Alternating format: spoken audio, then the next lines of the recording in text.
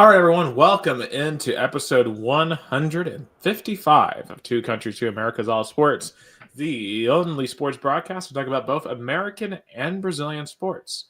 I'm Michael, as always, from Chattanooga, Tennessee, the United States, where nothing significant at all has happened over the last week. And with me from Americana, Sao Paulo, Brazil, is Gus Tomazeli. Gus, how are you doing? I'm doing great. I'm so excited because uh, today it's kind of when Tennessee starts fall camp. Yes. That's how I feel with Rio Branco. Today we had our first practice on the field. We can say it's kind of like a summer camp, like we call like a preseason kind of practice for the 2025 A3. So that's Mhm. why Yeah, uh, and while we're on the topic of Rio Bronco, how do you feel like they've handled this offseason? Do you feel like they're in a good position to compete in the A3? oh yeah, I think so. I think they're developing a good roster. Of course, with being on A3 instead of A4, they're gonna have way more flexibility to pick players because there's no limit age in terms of like last year. Rebronco only could have had 5 players above 23 years old on an active roster on an active game. Uh, but now with A3, there's no limit of age. So that, of course, makes you more flexible to hire, but that, of course, makes your overall payroll more higher because, more, Mhm. veteran players demand more money, even on a lower level like A3. So that's Yeah, why and like kind of I guess what is the mood within the building? And like is there excitement? Is there nervousness about moving up in competition? Uh, I think pretty much excited. On Monday we had what we call the president's meeting. We call it like a technical council. It's like when the Paulista Federation sets up the format of the competition, the dates, and everything. It happened on Tuesday in Sao Paulo. On Monday actually in Sao Paulo. I went there as a PR representing Rio Branco, of course, and of course, well, there was a lot of excitement. Of course, Rio Branco, being the champion of A4, was one of the main teams there. Um, but I feel excited. I feel excited for this. Is of course being on A3 after 7 years being absent from this competition. The last time Rio Branco played on an A3 level in the Sao Paulo State Championship was 2018. So being away from that long, of course, create excitement, but also, it's a new reality. It's a new competition, Right. tougher matchups, higher level compared to what Rio Branco faced for the last 6 years. So I'm Yeah, excited. so it seems like there's more of a sense of like we're not just here to avoid relegation. We're here to compete. We're here to try to win now. What Rio Branco president Claudio Bonado pretty much stated is that Rio Branco is building a strong roster to at least being qualified for the quarterfinals. That's our goal. Qualify to the quarterfinals. Because once we get there, it's a whole new tournament. You remember, Rio Branco last season, in the A4, they qualified sixth place. They had a lot of turbulence. Firing the coach, getting a new coach, losing a derby game, even tying with the team that were fighting relegation, and there were a lot of doubts. And Rio Branco qualified only on the last week in sixth place, but overcome all the adversities and got promoted and even won the competition. So that's why Rio Branco has a lot of foot on the ground, but definitely confident that we can be on at least the top 8 teams in the tournament. Absolutely. Well, I'm definitely excited to watch. When's the first game going to be? January 18th. So we're gonna start 10 days actually earlier than last year. So it's gonna be on a Absolutely. weekend. So January, I don't know if it's gonna be on home or away. That's gonna be only defined next month when the matchups are set. Rio Branco is gonna play 7 games on the road and 7 games on at home and 8 games on the road because they're a new team in the tournament. Absolutely, and it's crazy that you don't know your schedule already at all. Like, I mean, how are you supposed to logistically plan for all the bus trips and potential hotel stays? I don't know if you guys ever do hotel stays, but Oh no, we do hotel stays. We do hotel stays when the team play like a 2 hour difference in terms of a bus ride. I remember last year when we played São Carlense, it was a 1 hour and a half away, so we went on the same day. But normally, when it's a 2 hour difference bus drive, the team normally stays in a hotel. But I was the saying, have you problem guys ever flown to a game? no. Probably Rio Branco only will launch a game when we get promoted to the fourth division of the Brazilian Championship, because then we're gonna have to play out of state. So until Rio Branco plays the out of state game in a national tournament like Brazilian Cup or the fourth division, the Brazilian Championship, only bus drives. That's all Rio Branco's gonna be. Absolutely. And And speaking of that Brazilian Cup, Flamengo. oh yeah, so Flamengo are done. before I get to Flamengo, another interesting news from Rio Branco. I'm gonna breaking news right now. Do you remember Gustavo Brandão, the defender who was the top Mhm. scorer, the Right. MVP? So he was negotiating with Rio Branco, but he apparently Rio Branco made him an offer, but he sat on his offer for 40 days, not answering, not replying, not making a counter offer when he was still a player for Monte Azul in the Paulista Cup. And then Rio Branco, is building a roster. You can't wait. And I imagine, in American sports having the same. Like you make an offer to a player, but if the player doesn't show interest or respond, you have to find players in the same position. Like you cannot wait for a player to build your roster. It can be LeBron James or Gustavo Brandão. Like if it doesn't give a response, you cannot wait until like when the tournament gets closer, and you might lose like you might not get another player, and you ended up having a weaker roster. So Rio Branco is not gonna sign him. He made an interview yesterday. He was interested, but Rio Branco has moved on, and he's not. Of course, I have a sense of gratitude for him of being the top scorer, being the MVP, being so important. But I think the team is above any player. So if a player kind of set on an offer, doesn't show interest, a team have to find a same level player on his position. Right. It kind of reminds me of the Cowboys a little bit with CD Lamb this offseason. Like it set the whole tone for their season with Dallas. You can tell that team is not together. So you got to avoid that if you're Rio Bronco. Yeah, yeah, that's kind of what a GM has to do. A GM cannot be hostage from a player. Yeah, he has to create options. Of course, you have your main targets, but you need options in order to don't be caught up in a situation where you wait for a player to negotiate, and then you might not get him, and then you're screwed because you might pass on other players that could have helped you. Absolutely. And, you know, as you said, time's running out. You only have 2 months, which flies by. Of course, with the holidays are coming up, you don't Yeah. have all those 2 months to play. I don't know if it's the same way in Brazil, but I've seen America, people don't do much of anything from like December 21st through the New Year's.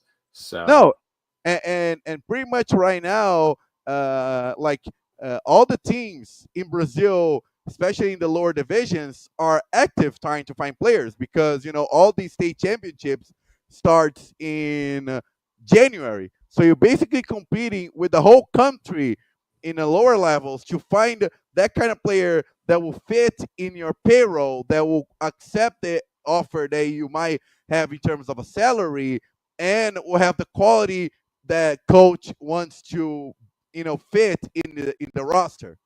So that's why you yeah. cannot wait for a player to. So that's the breaking news I kind of do. But I'm excited. Rio Branco again debuts on January 18th in the A3 Championship. Speaking of Brazilian Cup, as you point Right. out, Flamengo won the Brazilian Cup for the I think sixth time. I believe it. I'm gonna confirm that. But beautiful win. Even though the best player, fifth time, Flamengo won the Brazilian Cup, but the goalkeeper for Atlético Mineiro, Everson, great, great performance. He made five five crucial saves. Even though his team lost, he was the MVP of the final. Definitely the MVP of the final. But Flamengo had better performance overall in the two games, and deservedly won the Brazilian Cup. Yeah, and just looking at the Brazil, yeah, I know Flamengo they've had some struggles, but hey, getting that cup, I'm sure, is a huge momentum boost for them. I want to shout out Erica Barbosa for watching Oh, our show this evening, and our good friend Jason Warks, who says he is packing up his life, moving tomorrow and Friday. I know he has been hard at work. At one, packing up his current apartment, but two, designing his new one. He's been sharing the sketches and everything of what he wants to do with all that. Um, in Louisville. So, good luck to you next couple of days. Moving is not the most fun thing in the world, but it's rewarding when you are done with it. And oh, additionally, he says, I know how moving can be a struggle, because I moved from all over the world. I lived in Brazil, U.S., China, and Italy, so I am very much aware of how painful moving can be. yeah, he also said on the Rio Bronco, 2 months is definitely building squad chemistry Yeah, because I soccer, agree. maybe more than any other sports, about chemistry. Oh yeah, that's for sure. That's why Rio Branco is one of the teams that had an early start in terms of preseason preparement, preseason kind of development. And even today we had our first practice on the field. There was a lot of pass and ball control, and because for Leandro Melic, the coach, building the chemistry and creating a culture. He's creating a culture at Rio Branco. That's I find more impressive. One day I'm gonna bring him in the pod because he is a visionary soccer coach in the lower division of Brazil that really tries to build a culture in Rio Branco. Try to create a way of playing that is not based on getting the result, but development a character in a team. Exactly. And, yeah, obviously the Vols, I think, are, we see this with the Vols. So with what Josh Heupel brought, he had brought a culture to Tennessee. And of course, we're going to talk way more about the Vols here in a little bit. Also, Jason asked, doesn't Hulk play for Atletico Mineiro? Yes, yes, he does. Since 2021, and he played he played well. I think he could have been a better. He made a better performance, but it's just Flamengo is just one of those teams that is really good. But Flamengo is such a weird thing that Flamengo only plays well when they hire a coach that is more flexible and more player friendly, and they know that. But they keep hiring those coaches that are so stubborn, frigid, and want to impose their way, and never works with Tite, Vitor Pereira, Paulo Souza, Domenech, and it's so weird that they know what works, but they keep hiring the like those foreign coaches and even teach it that was the Brazilian national team coach that are kind of rigid and ended up not working. Yeah, it's interesting, too, that we brought the last teams we brought up are Atletico Mineiro and Flamengo because they're literally playing right now. It's Oh, nil-nil late in the second half. oh, I forgot about that. Thanks for the update because today Yeah, is a I just see the pay-per-view live game. update on Google right here. Um, Oh, yeah, but also while saying this, looking at the Brazilian national standings, how is Corinthians? They went from relegation to the Copa Sudamericana yeah, stage. I mean, talk about a miraculous turnaround in the second half of the year. that's Nick. That's what happens when you win a derby game, when you win a rivalry game. It can change your whole season. You know that. In football, college football, NFL, when you win a rivalry game, your season changes, your momentum, your performance. If Corinthians had lost to Palmeiras at home, I would have said they're going to get relegated. But they won convincingly 2-0, and then the mood is different. They won on the road against Vitoria, and now they're, they haven't lost in the Brazilian championship for like a month, 4 straight wins, and they even might compete for a place in Libertadores because if Cruzeiro and Botafogo won, if Cruzeiro wins the Sul-Americana and Botafogo wins the Libertadores, it might open up two more spots for Libertadores and Flamengo. So, and with the Flamengo being the champions of Brazilian Cup, it opened up a third spot. So even the ninth place can go to Libertadores, which is the Brazilian with the South American Champions League. So how crazy Corinthians goes to relegated to Libertadores. Yeah, Again, winning a derby, winning the rivalry game can change your season. absolutely. And then on the opposite end, what in the world has happened to Red Bull Bragantino? Like they have collapsed. I mean, that the Red Bull team should not be that low in the standings. I think it's probably a transition year. Of course, I'm not following them very well as I was probably 2 or 3 years ago. But I think that's what happens when you acquire a team and your primary goal is to develop young players to sell to a foreigner market, because you might get like a drought of young players. Like you might come up with a season that you sell your main players and then you find yourself still developing players and they're not ready yet, and then your roster is not as strong as they were, because last year, if you remember, they at one point they were a title contender.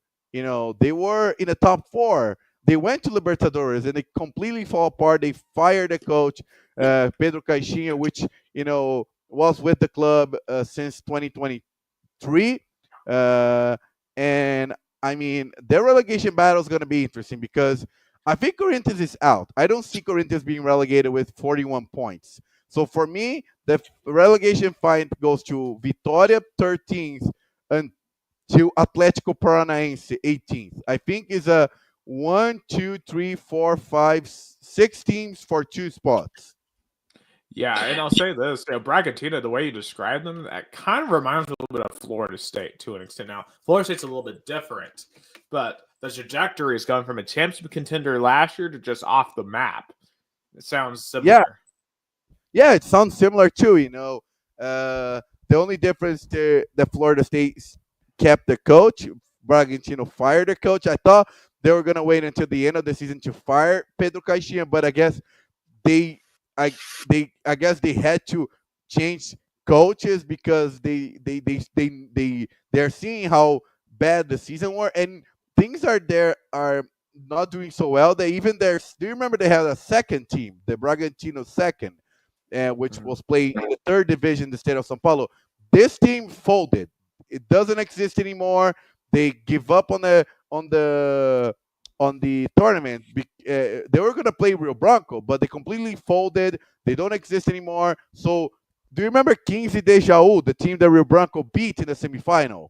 Yeah, They got promoted because since Bragantino, the second team, folded, they opened up a spot in the third division. So the third best team in the fourth division of the state of Sao Paulo got promoted. So it was a weird promotion, but I'm just saying, Red Bull, and it's weird that Jurgen Klopp is now the kind of the guy oversees the Red Bull teams all over the world. So it might be some decision by him. I don't know, because in Brazil there's a joke like how Jurgen Klopp changed the trajectory of 15 de Jaú.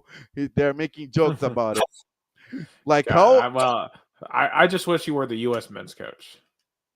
yeah, but I guess he wanted a more cushy job. Like for example, when you're the head of the Red Bull in terms of soccer teams, you might be in the position for years to come because there's no pressure. Like you might for example, the Brazilian team, the Bragantino do so well, but the German team does better. So it's kind of being like a president or CEO instead of a coach, which in the long term can be more intimidating, but in a short term there's less pressure because you're not your job is not contained by immediate results. But Yeah. And for shifting the focus up to the top, though, Botafogo hanging in there, 5 games left, 4-point lead. yeah, They're holding in. They're hanging in there. they're hanging in there, but they are in a tricky position because, of course, they have the Libertadores finals in 2 weeks and a half. In November 30th in Argentina.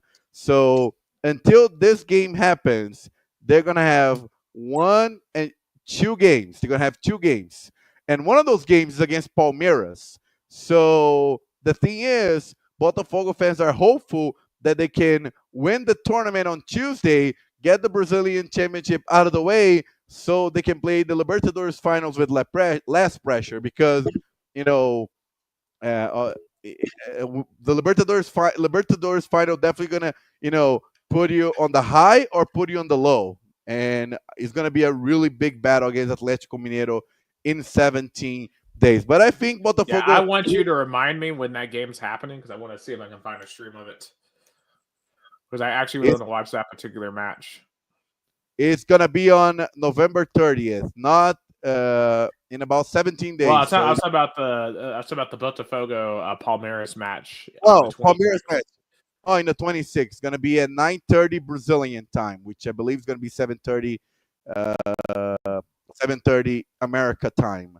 So it's gonna be I mean, for Palmeiras, they gotta because they lost the derby game against Corinthians. The Botafogo won their rivalry game against Vasco, so it was a 6-point lead until until this weekend. But Palmeiras won against Grêmio, and Botafogo tied against Cuiabá at home. So that's going to be a big day for you because that's the Libertadores final and the final regular season of college football.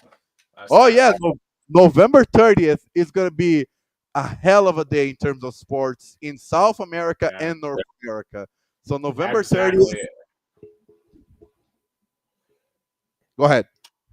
I was just agreeing with you exactly, but I guess so looking at Botafogo's schedule here, they still have Atlético Mineiro next week and Vitória. So they have 2 games in 4 days, which seems like a lot. Kind of how should they navigate those 2 games? I think, they're going to have a resting period right now because, it's going to start another FIFA break, which, oh my God, I hate so much FIFA breaks because I know, national team's important, but, for World Cup qualification, it's kind of a bummer. But I think, of course, Atlético Mineiro Botafogo is going to be a preview of Libertadores. So for Botafogo, of course, there's title implications, but for Atlético Mineiro, this game needs to be a message of it's like a preview of the Libertadores final. So they want to make a statement of, hey, we're challenge you. We're gonna put you a lot of pressure because if Atlético Mineiro come up with a big win, it's gonna put the pressure on the Brazilian Championship in terms of the title race with Palmeiras, and also it's gonna be like, hey, you're gonna face me again in 10 days in the Libertadores final. So this Atlético Mineiro game is gonna be tricky, and Vitória I think is gonna be. I won't see a trouble at all. Vitória is on a downfall, and Palmeiras, is a do or die game. For Palmeiras, the last chance to win the Brazilian Championship, and Botafogo is the game to put the nail in the coffin and won the title. Absolutely. That's going to be an exciting couple of weeks there in the Brazilian Championship. Also, I want to shout out Santos as well for being promoted back after 1 year. It's good to see them kind of get themselves together. Yeah, they're back. They're back. They won 2-0 on Monday against Coritiba. Of course, their fans, they that feeling of it's a feeling of office party. You have fun, you celebrate it, but nothing so extravagant. It's kind of cool, nice, good, but a team with that much of a tradition as Santos, with the international titles, Pelé, and all of that. They're more relieved than celebrating being back in the first division. It's like a relief. It's like, okay, we got out of the purgatory. We're back in the first division where we belong. Absolutely. And I just wonder if they're going to be competitive next year. Can they avoid relegation next year in Serie A again?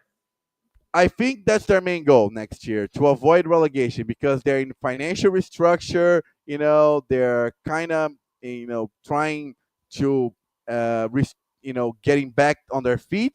Even though Neymar is making signals that he might join Santos next year, because he made calls to players and coaches after Santos won the game against after Santos was promoted. He made calls, he celebrated, he was static. So he was maybe thinking about joining Santos, but he might join as a owner player, because on the contingency to join Santos, Neymar might try to force Santos into becoming a SAF, which allows stockholders to allows to be an owner, and then and then Neymar might be player owner for Santos. How crazy is that?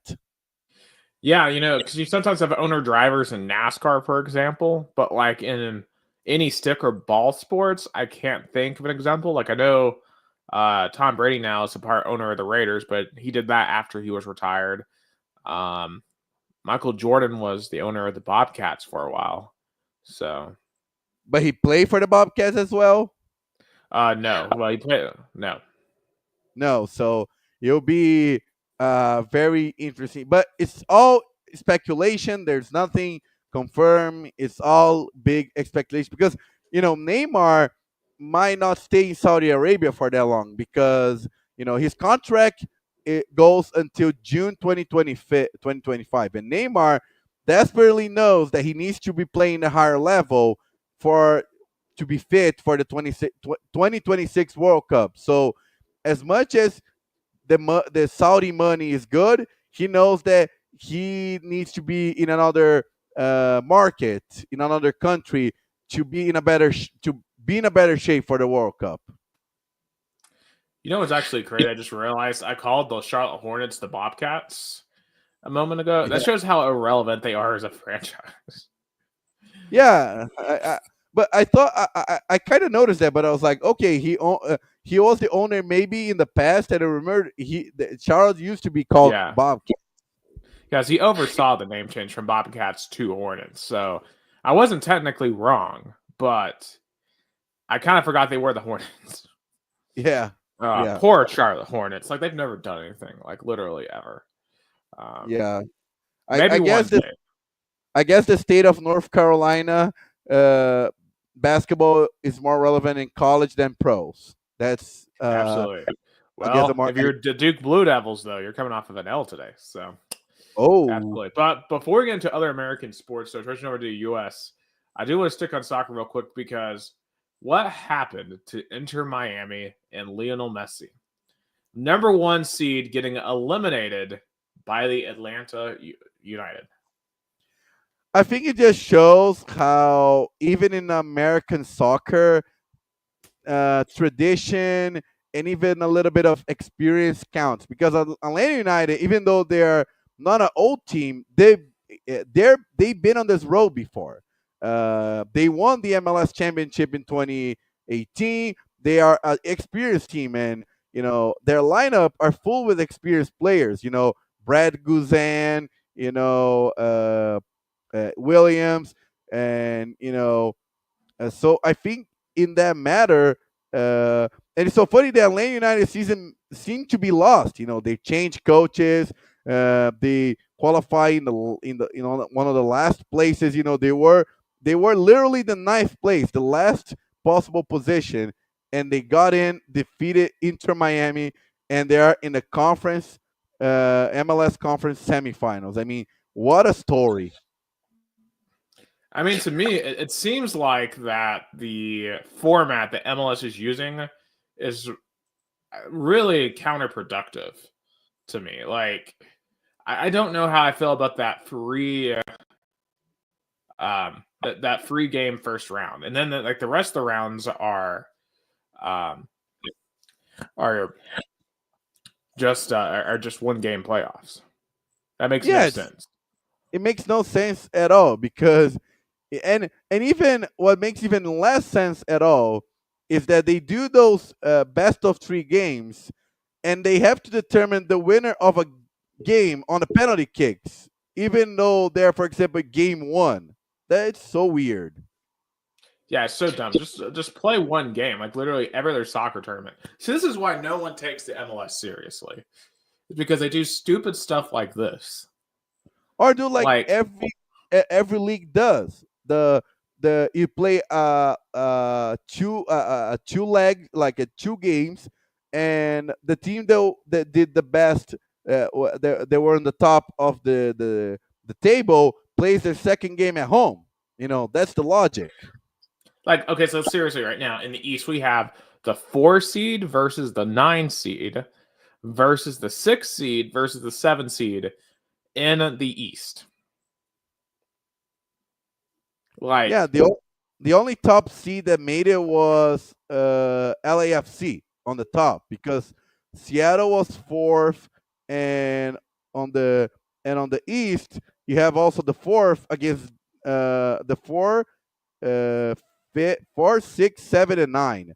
So all 3 best teams were eliminated in the East, yeah, it's just such a dumb system. and it's even and what a lot of people, especially I saw even Brazilian soccer YouTube's question about that, is that okay, US are gonna have one spot in the FIFA Club World Cup, but it's not gonna be the MLS champion. It's gonna be the MLS regular season champion, which was Inter Miami. How weird is that? And how trickery to put Messi in this FIFA Club World Cup? Yeah, but hey, it's marketing. You got to get people to show up. It's a year before the World Cup, and they got to prove they can actually host events without it turning into an absolute crap show like we saw with Copa America. With that final disaster we saw at Hard Rock Stadium. Yeah, I guess Brazilian fans are gonna behave better than Argentinian fans. That's for sure. Yeah, I know for sure. I'm sure. I believe in that. And I also want to shout out the USL Cup as well. They're in their semifinals, and they don't do 3-game playoffs in a one random round like a truly civilized soccer league.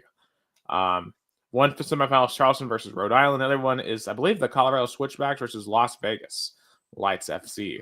So, and I know Rhode Island were assholes to Jason and all of Indy 11, so I'm rooting for Charleston to get to the championship.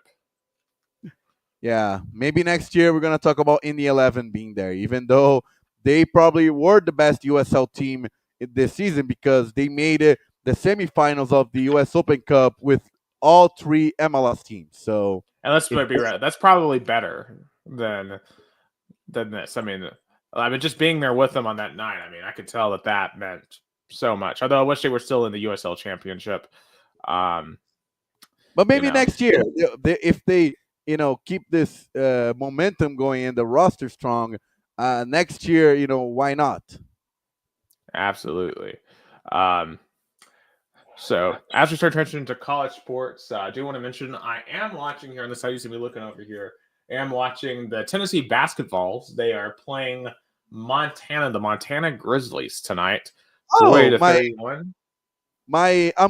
Thanks for letting me know. I'm gonna send a shout out to my uncle right now, because it's his alma mater. Yeah, obviously Montana has actually a pretty good program. They have made the tournament numerous times over the past couple of years. They've actually pulled off some upsets, if I'm not mistaken, in the NCAA tournament right now. Starting the first half, they actually just got the first bucket of that first half. It's 40-33 Vols. So they're actually hanging in there pretty well. They're playing Tennessee the toughest that been played so far in this regular season. So they've won games in the NCAA tournament 1975 and 2006. So they've been in the tournament numerous times. So it doesn't surprise me Montana is giving Tennessee kind of a hard time. Although I would like to see Tennessee play just a little bit better tonight, but defensively they're getting kind of cooked. Although I believe we just got an and one from Felix Okpara, who so far has been just blowing me away so far. I think that There's a lot of talent on this team. I guess to go into some basketball here because the basketballs they had their first big game of the year on Saturday at Louisville, a game where they were mysteriously they were 2.5-point underdogs heading into the game. Obviously we've talked at length right about Louisville's issues under Kenny Payne. They got a new coach in Pat Kelsey this offseason from the College of Charleston to try to rebuild the program because Kenny Payne just absolutely took a sledgehammer to it for 2 years. And there was a lot of excitement in Louisville for that game. And the Vols kind of reminded everyone why, they are coming off an Elite Eight appearance while they've been a consistently top 20, top 15 team in the country. They went in there and dominated from start to finish. Louisville did not have a chance in this game. The Vols really took it to them, especially interior. I look at the stats here. I believe they outscored them in the paint, something like 40-10. Like it was just dominant because Louisville, because of the physicality and because of Pat Kelsey's play style, like he really wants to shoot a lot of threes with his team. And Louisville just shot a ton of threes. They shot 39 threes in this game and only made 10 of them. So Louisville was 10 of 39 from three. Louisville's out of their 60 shots, 39 of them were from three. Tennessee only tried 19 and made the same amount of threes. It's just not a winning recipe for Louisville. They're going to have to get better in the interior if they're going to win more big games. And I believe in Pat Kelsey. I think he's going to make that team better. But I do think this year could be rough to an extent just because it's going to take, I think, a year or two for him to really, I guess, fix the mess that Kenny Payne left behind.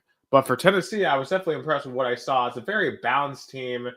And I'll tell you who's really balling, though. Just saw me another bucket. Igor Milicic, too, our other big guy, because, Felix Oxpar is one of them. Igor Milicic, the transfer that we got from Charlotte, has, I believe, 16 tonight. 16 points. He is, and for a big guy, he's so mobile. He's shooting threes. He's driving to the rim. Oxpara just got a block right there. Chaz Lanier made a three a moment ago. To me, what I'm seeing here is last year we were very reliant on Dalton Connect. And Dalton Connect is amazing. He's one of my favorite basketball players of all time. But by the end of the year, it became quite obvious that we were super reliant on him.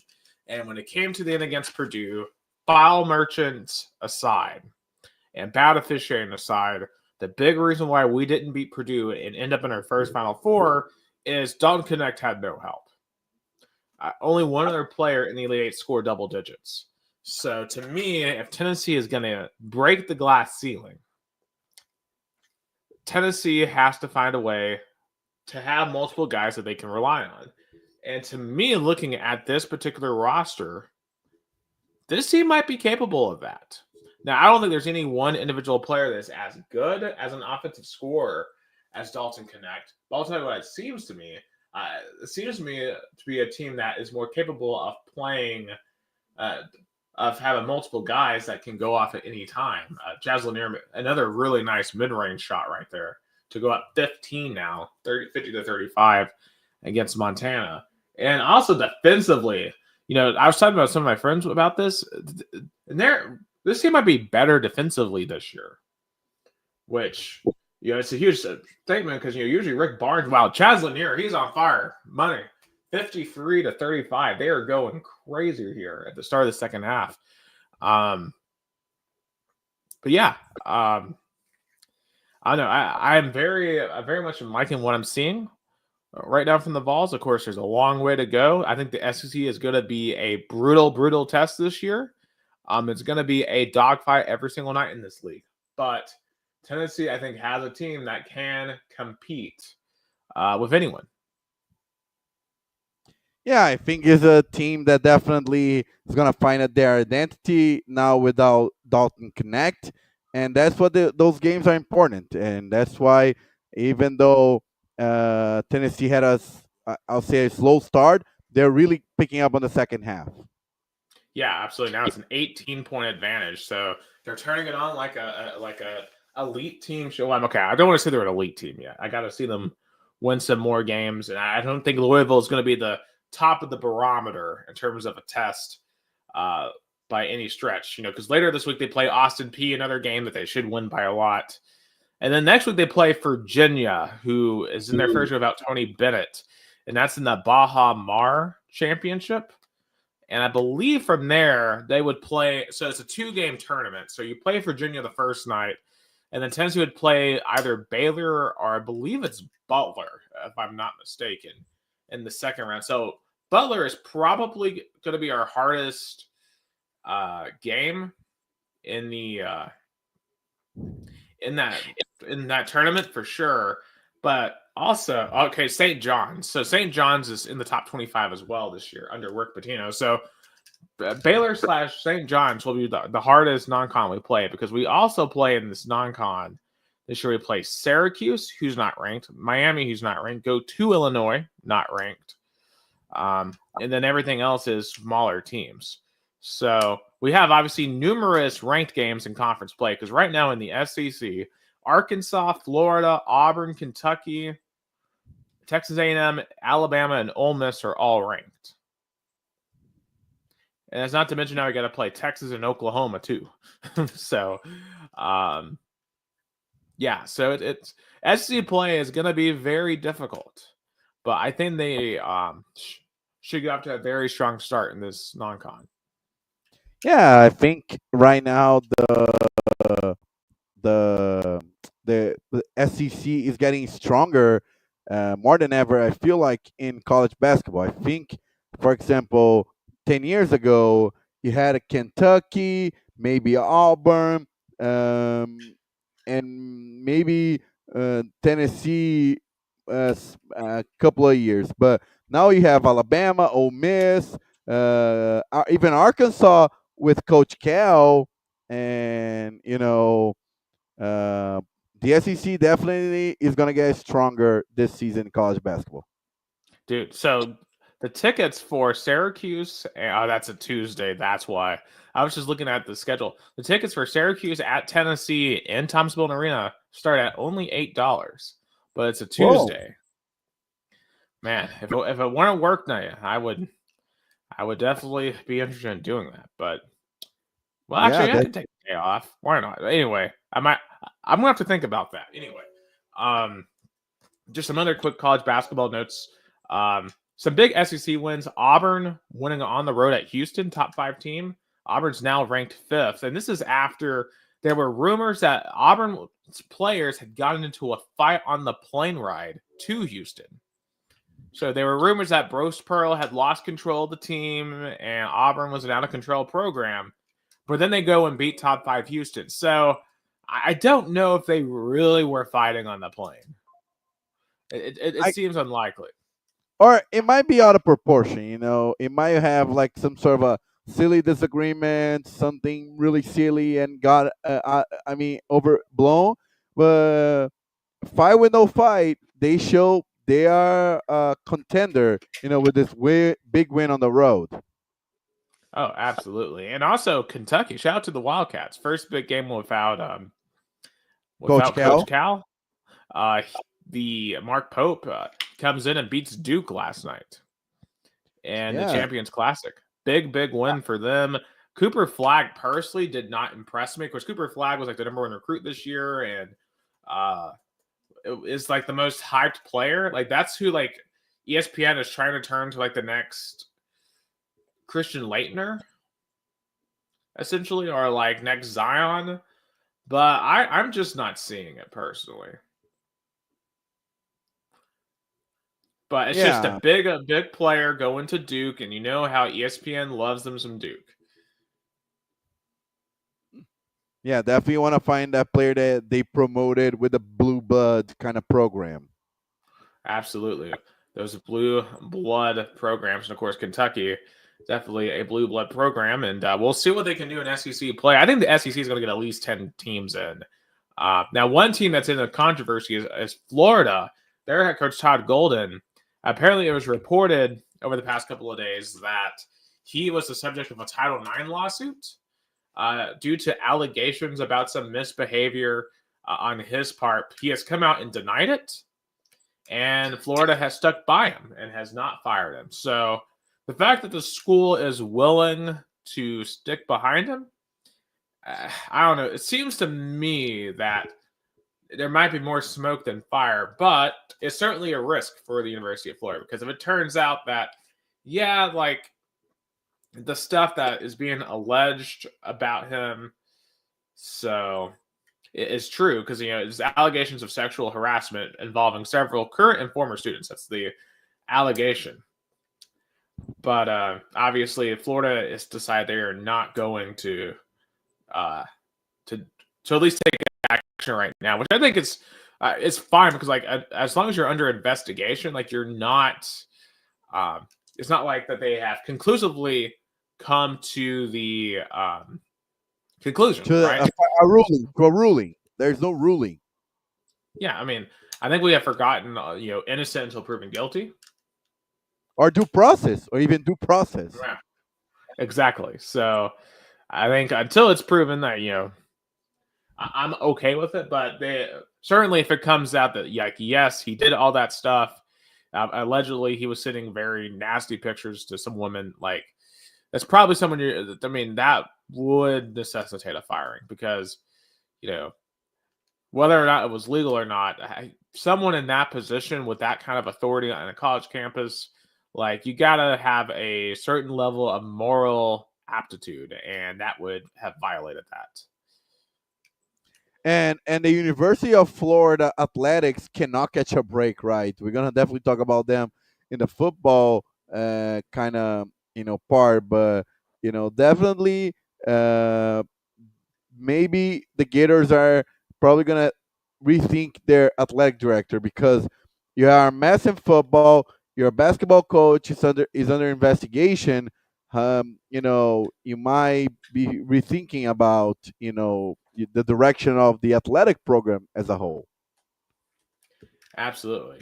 And I do want to talk about our good friend Coach Cal over at Arkansas this year. They split their first two games. They beat Lipscomb 76-70, but they came back and lost 72-67 to Baylor. And Baylor, remember, lost in their first game last week to Gonzaga by 40. So not a great start. And curiously, there's 2 points here I want to make. One, former Vol Jonas Adu, excuse me, he transferred to Arkansas, was second team All SEC heading into this year, but curiously has only played 10 total minutes this year, and has 2 points, 4 rebounds, and 2 turnovers on the entire year. He's not playing. Now, allegedly, he has an injury, but still, it just goes to show that I feel like the Vols are not going to miss him very much. I really like our bigs right now that we have way more than Adu. Yeah, he made a choice, and that's what this choice was about. Before we continue, shout out Allison D'Amato here in Americana. Hey, the people of Rio Branco Sports Club, the YouTube channel of Rio Branco, also shout out to them. But I think there's a little bit of a curse, because every time kind of a important player transfers out of Tennessee, he might gets worse than he was. I do Chase Burns, Absolutely. So, I'm trying to find something that Jason sent. It was either me or the group chat we're in about Kenny Payne, because Kenny Payne said something that was really strange. I think it was for you. I don't think it's in the group chat. Oh yeah. So Kenny Payne. So this is from an Arkansas beat writer. He said that, quote, Arkansas was caught off guard and tentative against Baylor's zone in the first half, had more pinch post action and collapsed the defense in the second half. So basically, he said they weren't prepared for what Baylor was going to do in the first half. Which, knowing how bad Kenny Payne's teams were at Louisville, seems very much on brand. And really makes you question why Coach Cal took him back as an assistant.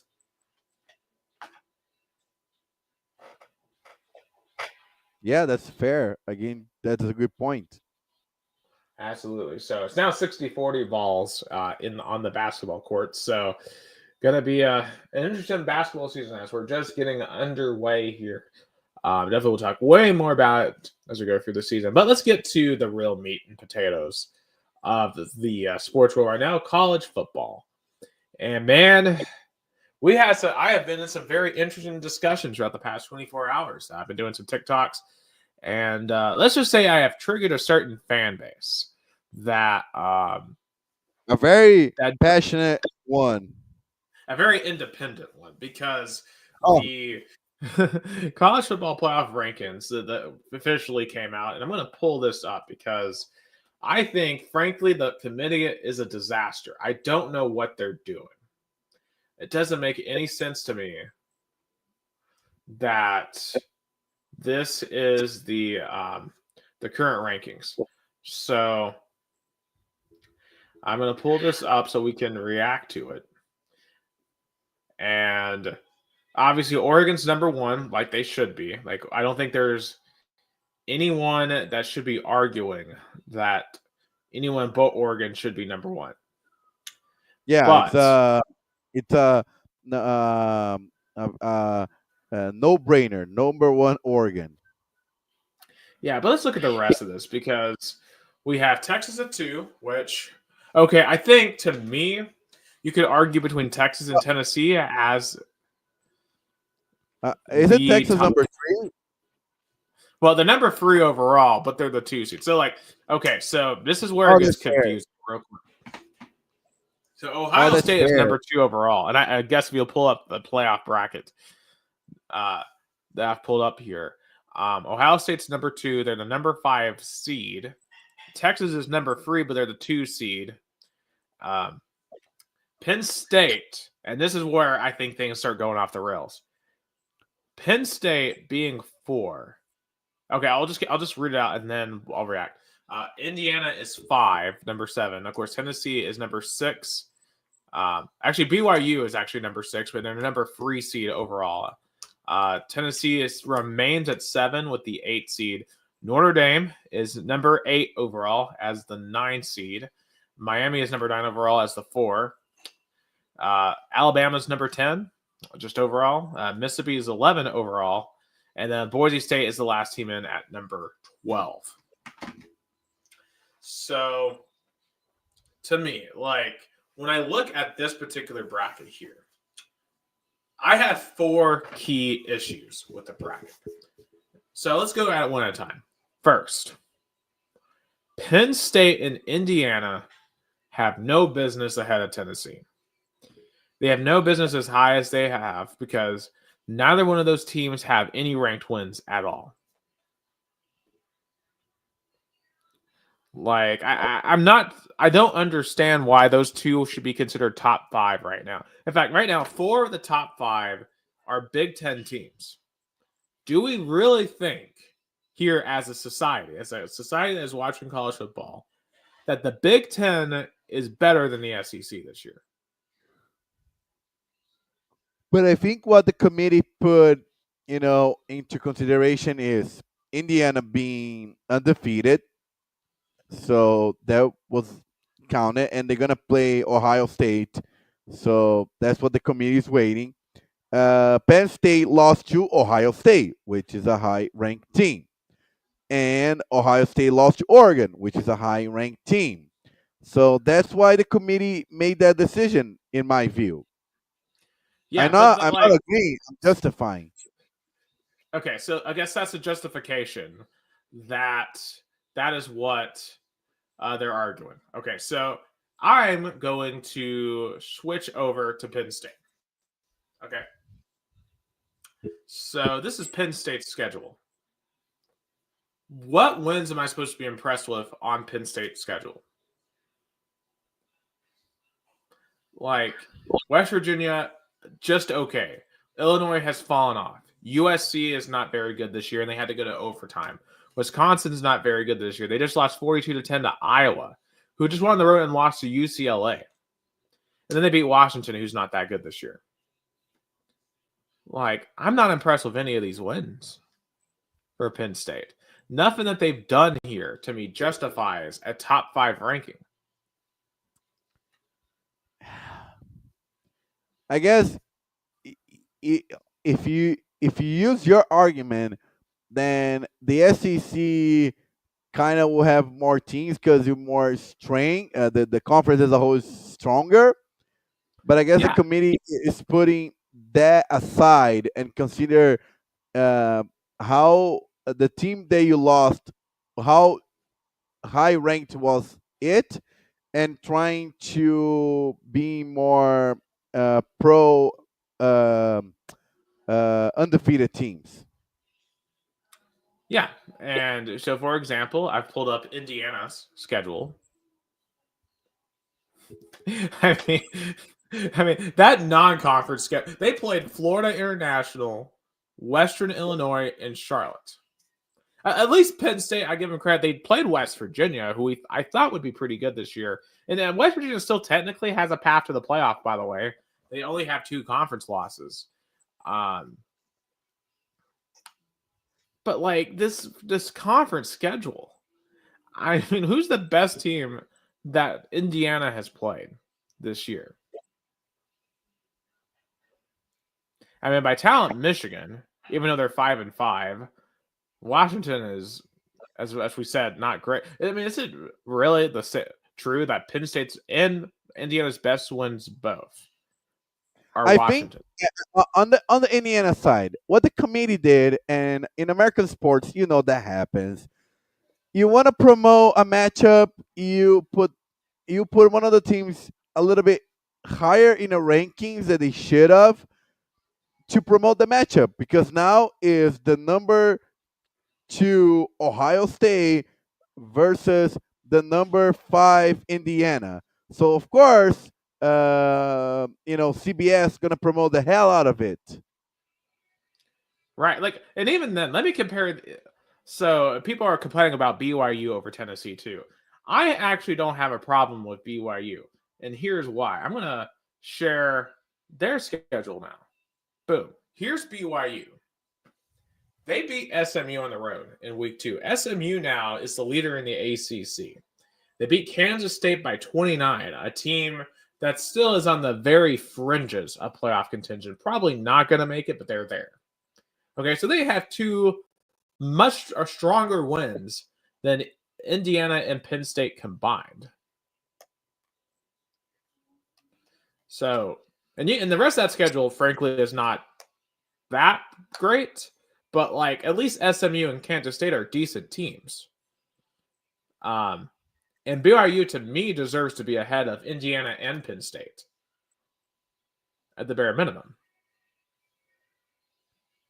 Yeah, I guess it's a more favorable view of the Big Ten, especially the 2 best teams right now in the country are from the Big Ten. So maybe it would be a more favorable view because the committee is gonna. There's gonna be arguments because it's not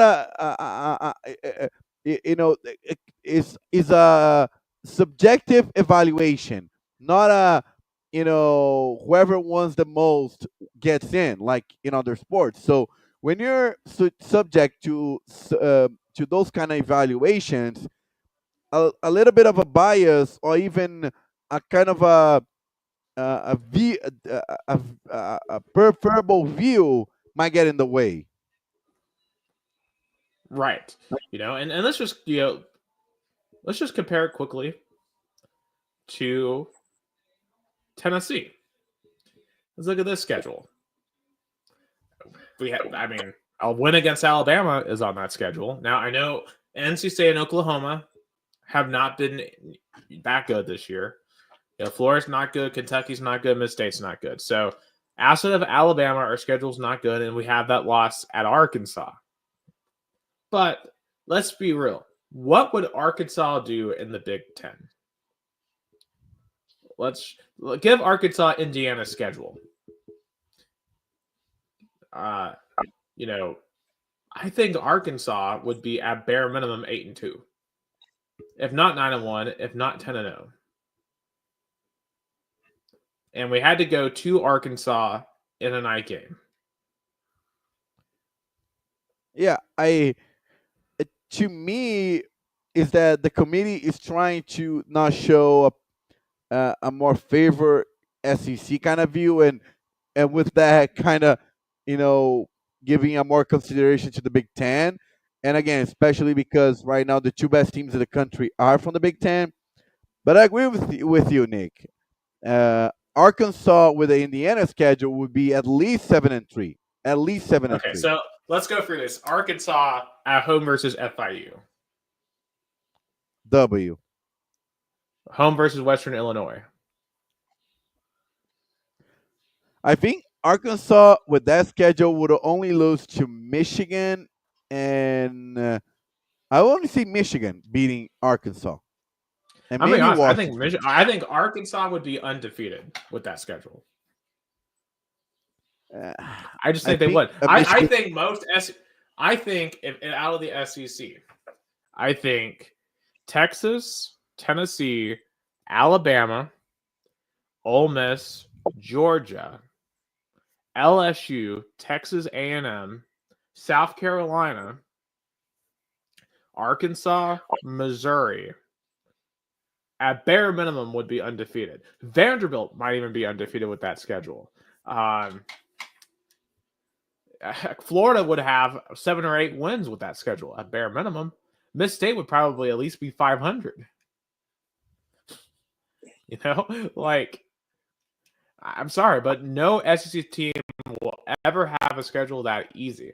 And if we're going to do this 12-team playoff and we're going to have that imbalance of a schedule, then the playoff committee needs to account for that in these seedings. Like Indiana, it's awesome they're 10-0. I'm so happy for them. I'm happy for their program. They're having such an amazing year, but like they have not earned a top 5 ranking.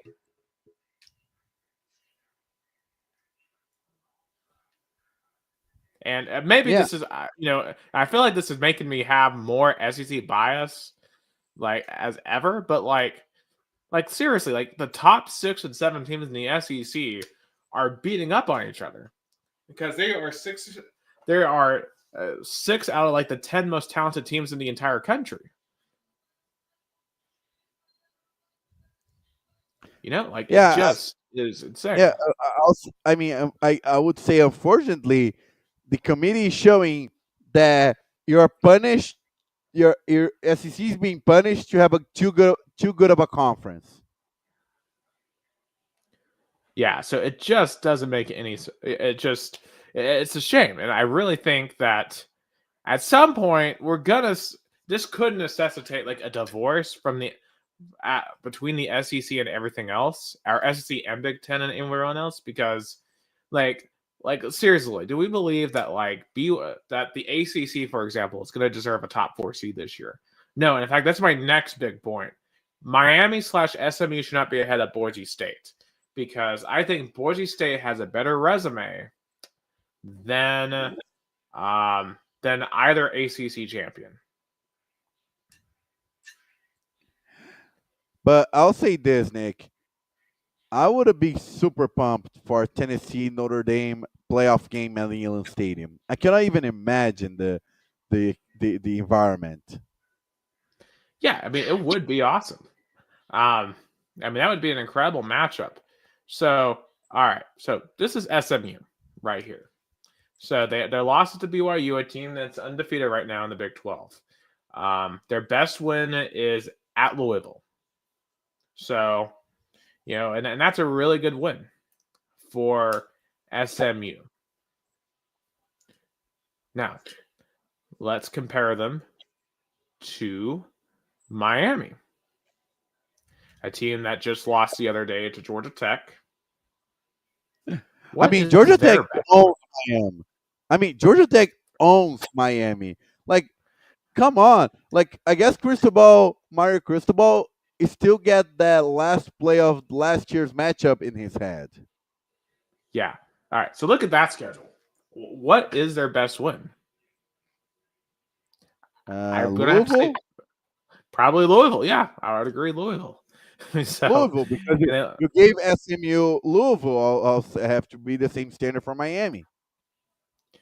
Yeah, and lost to Georgia Tech, a team that is 6-4, I believe.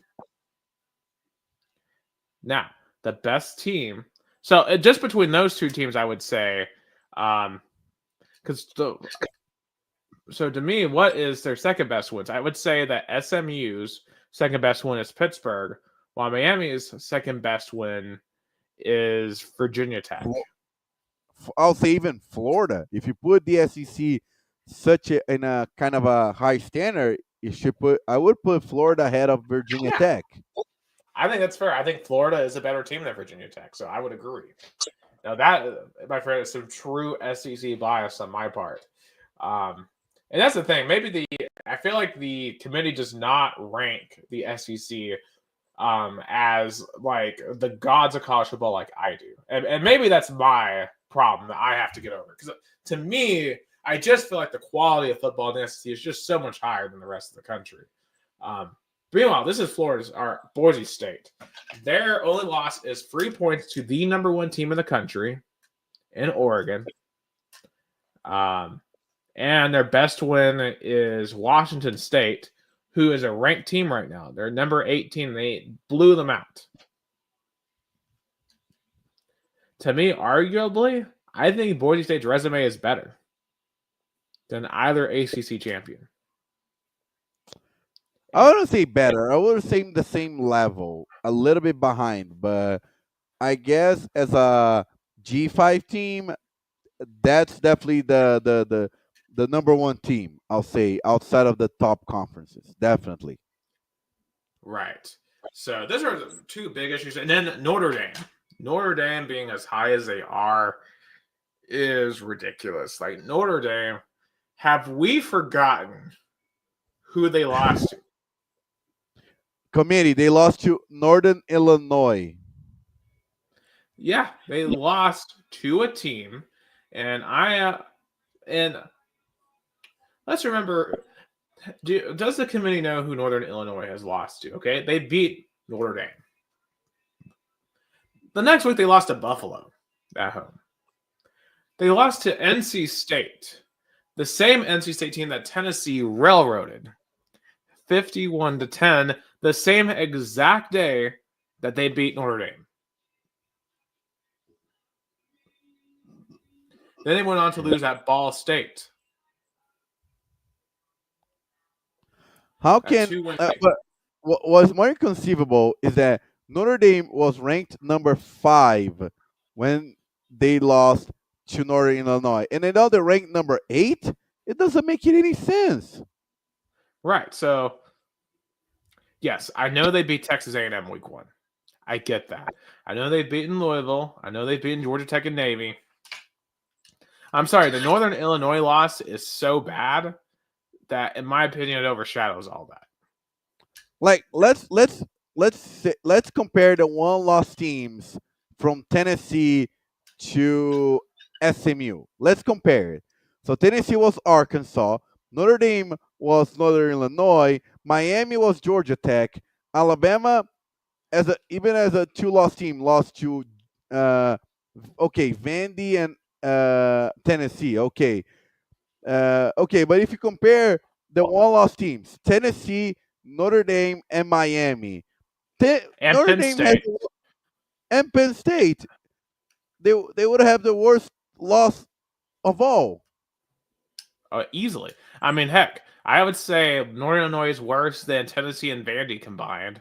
It's worse than LSU and Kentucky combined. In the case of Ole Miss, it's definitely worse than Alabama and Ole Miss combined for Georgia. Georgia's not even in the playoffs here.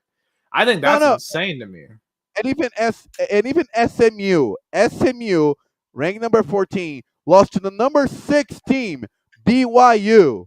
So how can a team SMU who lost the number 6 team be so behind the team that lost to a unranked, irrelevant Northern Illinois? Where does this make sense? It doesn't. It's brand bias. If there's any bias on the committee, it's towards Notre Dame.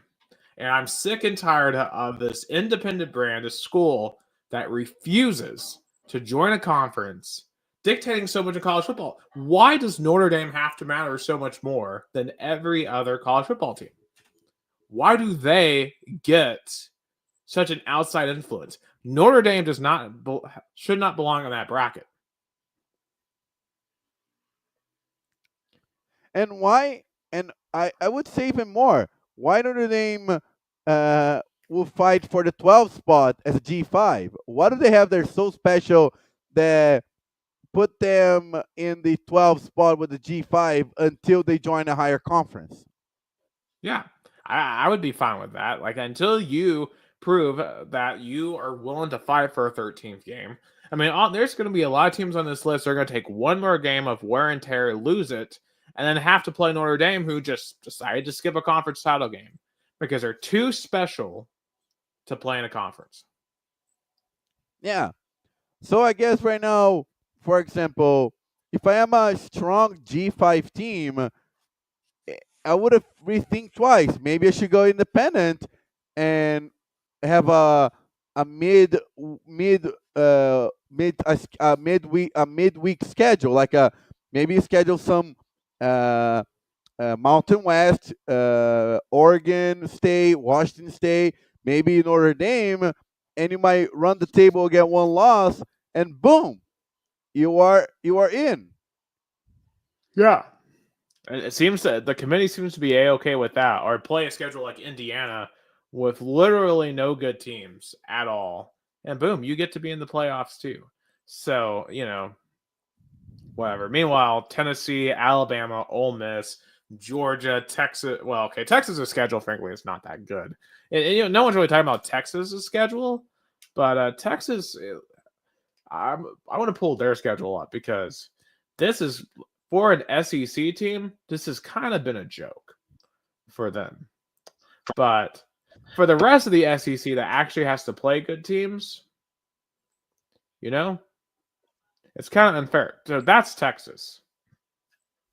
And I can't really blame Texas. They scheduled at Michigan, and they couldn't have predicted that Michigan was going to fall off like that, and they couldn't have predicted that Oklahoma was going to fall off the way they did, right? And you drew Florida when they're not very good. So I'm not as mad at Texas for this because they couldn't control Michigan and Oklahoma falling apart.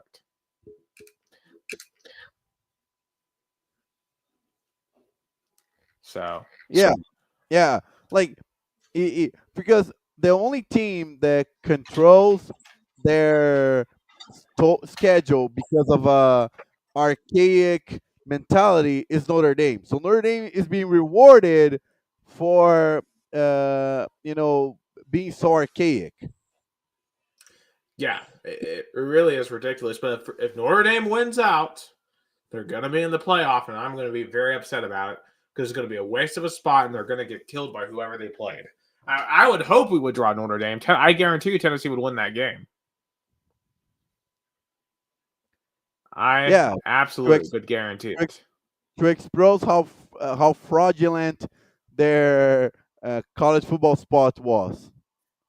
Absolutely. But outside of all that, that is what it is. It's going to play itself out in the field, as you said. So just had to get that one off. It just none of that made any sense. And obviously, I've been in fights with Notre Dame fans all day on TikTok who seem to think I'm crazy for pointing out that they don't deserve the spot that they have. But they'll learn soon enough. It's been since 1988 since they've won a championship. They could win some other championships if they really wanted to, but they won't join a conference. So all they have to play for every year is a national championship, and they just won't do it. I mean, they almost won a conference. Remember 2020? Yeah, because that was the one year they were like, "Oh crap! If we stay independent, no one's going to play us." So when it was convenient, they joined the conference. I mean, that's when I think the ACC lost the respect. If they were a respectable conference, they would have come up with Notre Dame in 2020 and be like, well, look who need a conference. You want to join?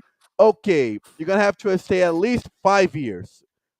No, 0 years or 5 years. But they say, okay, Notre Dame, you will open an exception for you. You will let play this year, and then you can laugh. It's like It's like a girl complaining a guy will never commit to her, but she's keep running again and again and to the guy just to be a one night stand. Yeah.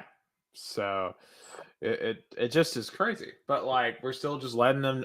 We're letting Notre Dame. They're gonna come back the next night, spend the night, wreck the place, and they're gonna come back and do it all over again because that's what Notre Dame does. Because Notre Dame is a spoiled little brat who thinks they're entitled. Great So it definition. just yeah. So anyway, so that's enough on that. Let's go to what some of the game results here. Probably the result of the week: Ole Miss beating Georgia. Not the fact they just beat Georgia, but they beat them by 18 points. Yeah, with a And terrific second half. What a second half. yeah, especially defensively, Carson Beck. My goodness, dude, 20 of 31 for 186 and an interception.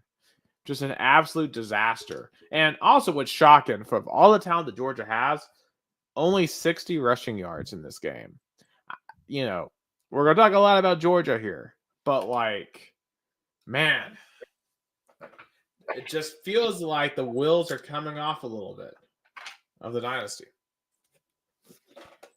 I guess the big message is a dynasty is not sustainable, especially in this modern college football, if you don't have a, a big, a really good quarterback. Right. And Carson Beck, I thought, was a really good quarterback, but it has not turned out to be the case at all because he makes bad decisions downfield. And in this game, they basically abandoned the downfield passing game and just didn't even try to throw it downfield, and it just really fell apart for them because of that.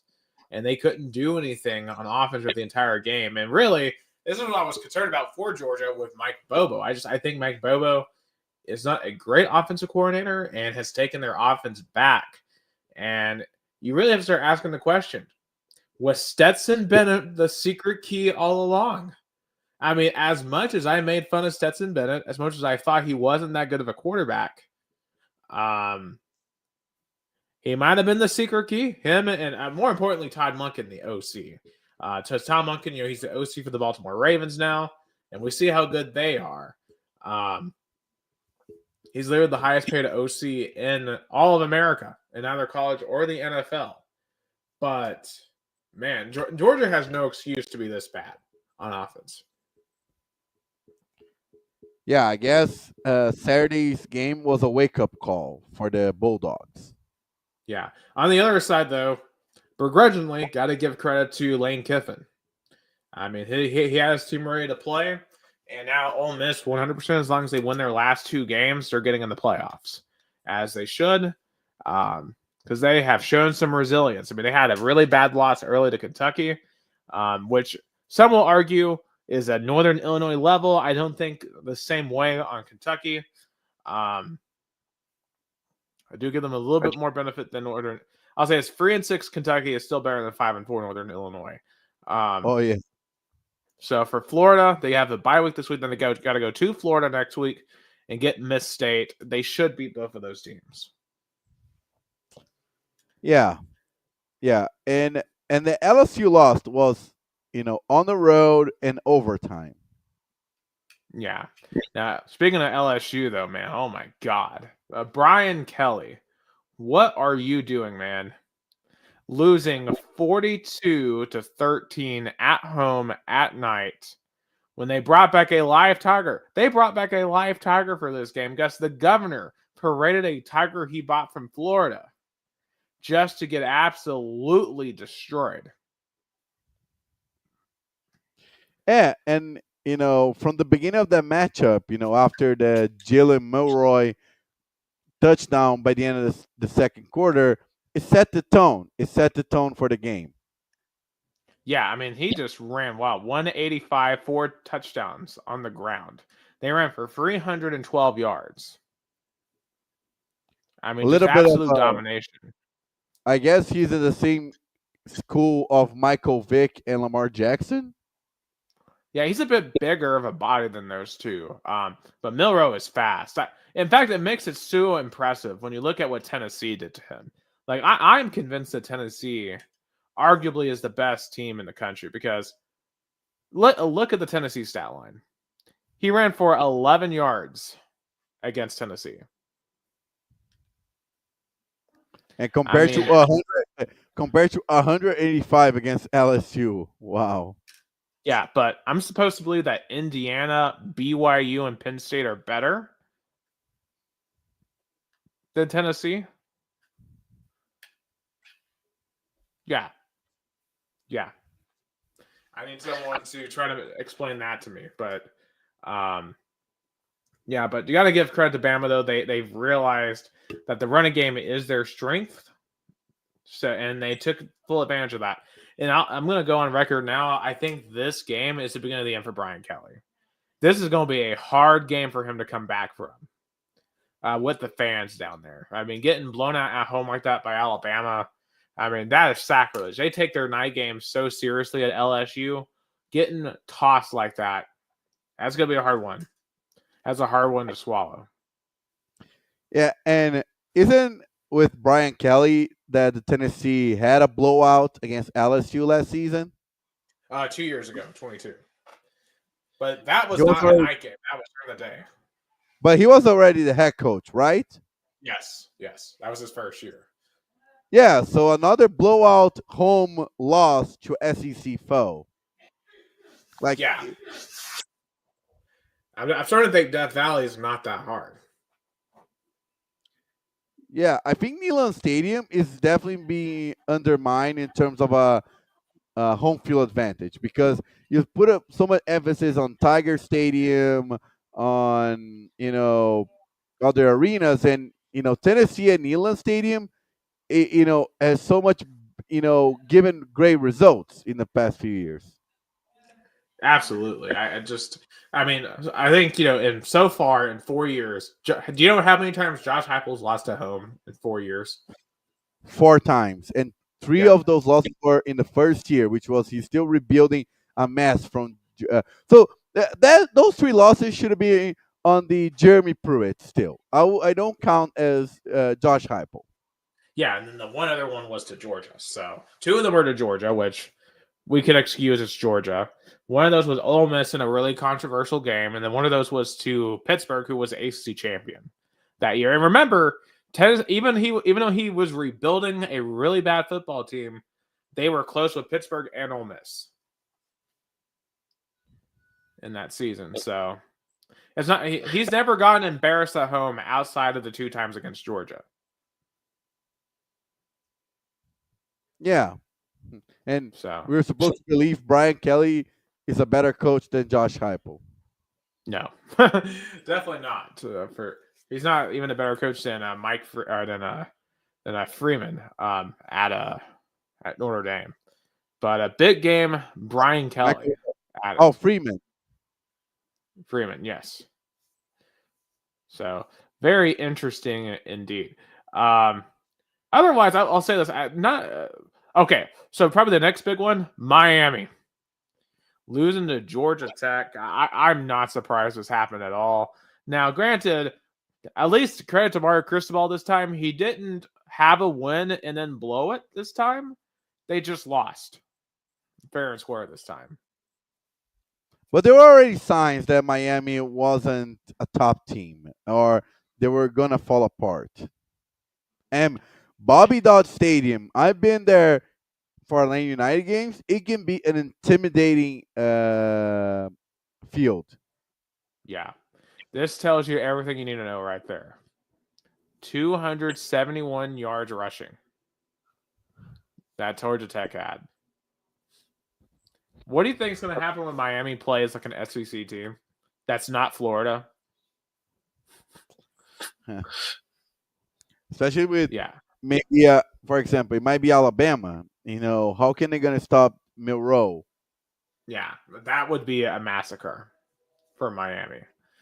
I mean, you went downhill on that one. And honestly, at this rate, I don't know if I would even pick them to beat SMU. And if they don't beat SMU, I don't think they would even be in the playoffs.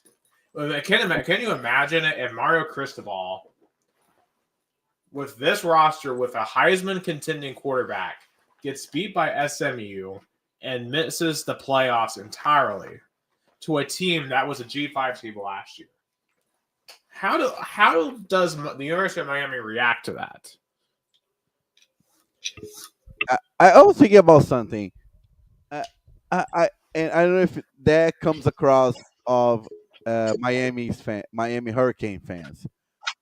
I think there's still a little bit of a curse of the Orange, the true Orange Bowl Stadium, because since they left the Orange Bowl Stadium, they had never been, a contender, and or they had good starts, but they always fall apart. Oh yeah. I'll say this too. I just had someone go for a mind. You know what is this reminds me of a ton? 2016 Butch Jones. Yeah, If they lose to SMU at the end of the year, that would be like the Vanderbilt game. This is like the South Carolina game for Miami in 2016. Because I don't think the fans would forgive him if he blows a playoff appearance with this team. especially with the expanded playoff, which literally, you know, I wouldn't say if it was a 14 playoff, but a 12-team playoff definitely are not gonna cut it. Especially losing back-to-back years to a conference foe that is not high ranked. Oh yeah, it's just insanity to me. Some other quick reactions here. Florida and Billy Napier. Florida has decided they're going to keep Billy Napier. A move that's interesting because most people seem to hate it. I personally don't. I think that Billy Napier with DJ Lagway still has a chance to end up being pretty good. Now, the rest of the talent on that team has a lot of work to be revamped, and right now the recruiting class is in the 50s, which is not good. But this news should be able to improve the recruiting class to some capacity, although they probably will not be in the top half of the SEC. But it is a horrific look for the Florida Gators to announce that and then go to Texas and get absolutely smoked. 29-17, and it was 42-3. Do you know what this Billy Napier situation reminds me of? Uh, like a big brand soccer team in Brazil, and the soccer director comes out when the team is in turmoil and say, "I'm fully committed to this coach, and he's gonna stay." And then by the end of the season, and even before that, he's fired. That's what the feeling when you have to reassure that the coach is staying. That's the proof that you don't believe him. Absolutely. And also, I just want to say the basketball's game has ended, and the Vols won 92-57. Holy cow. They just smoked them in the second half. Remember, this was a 40-31 game at halftime. So they outscored them 52-21 or 25 in the second half.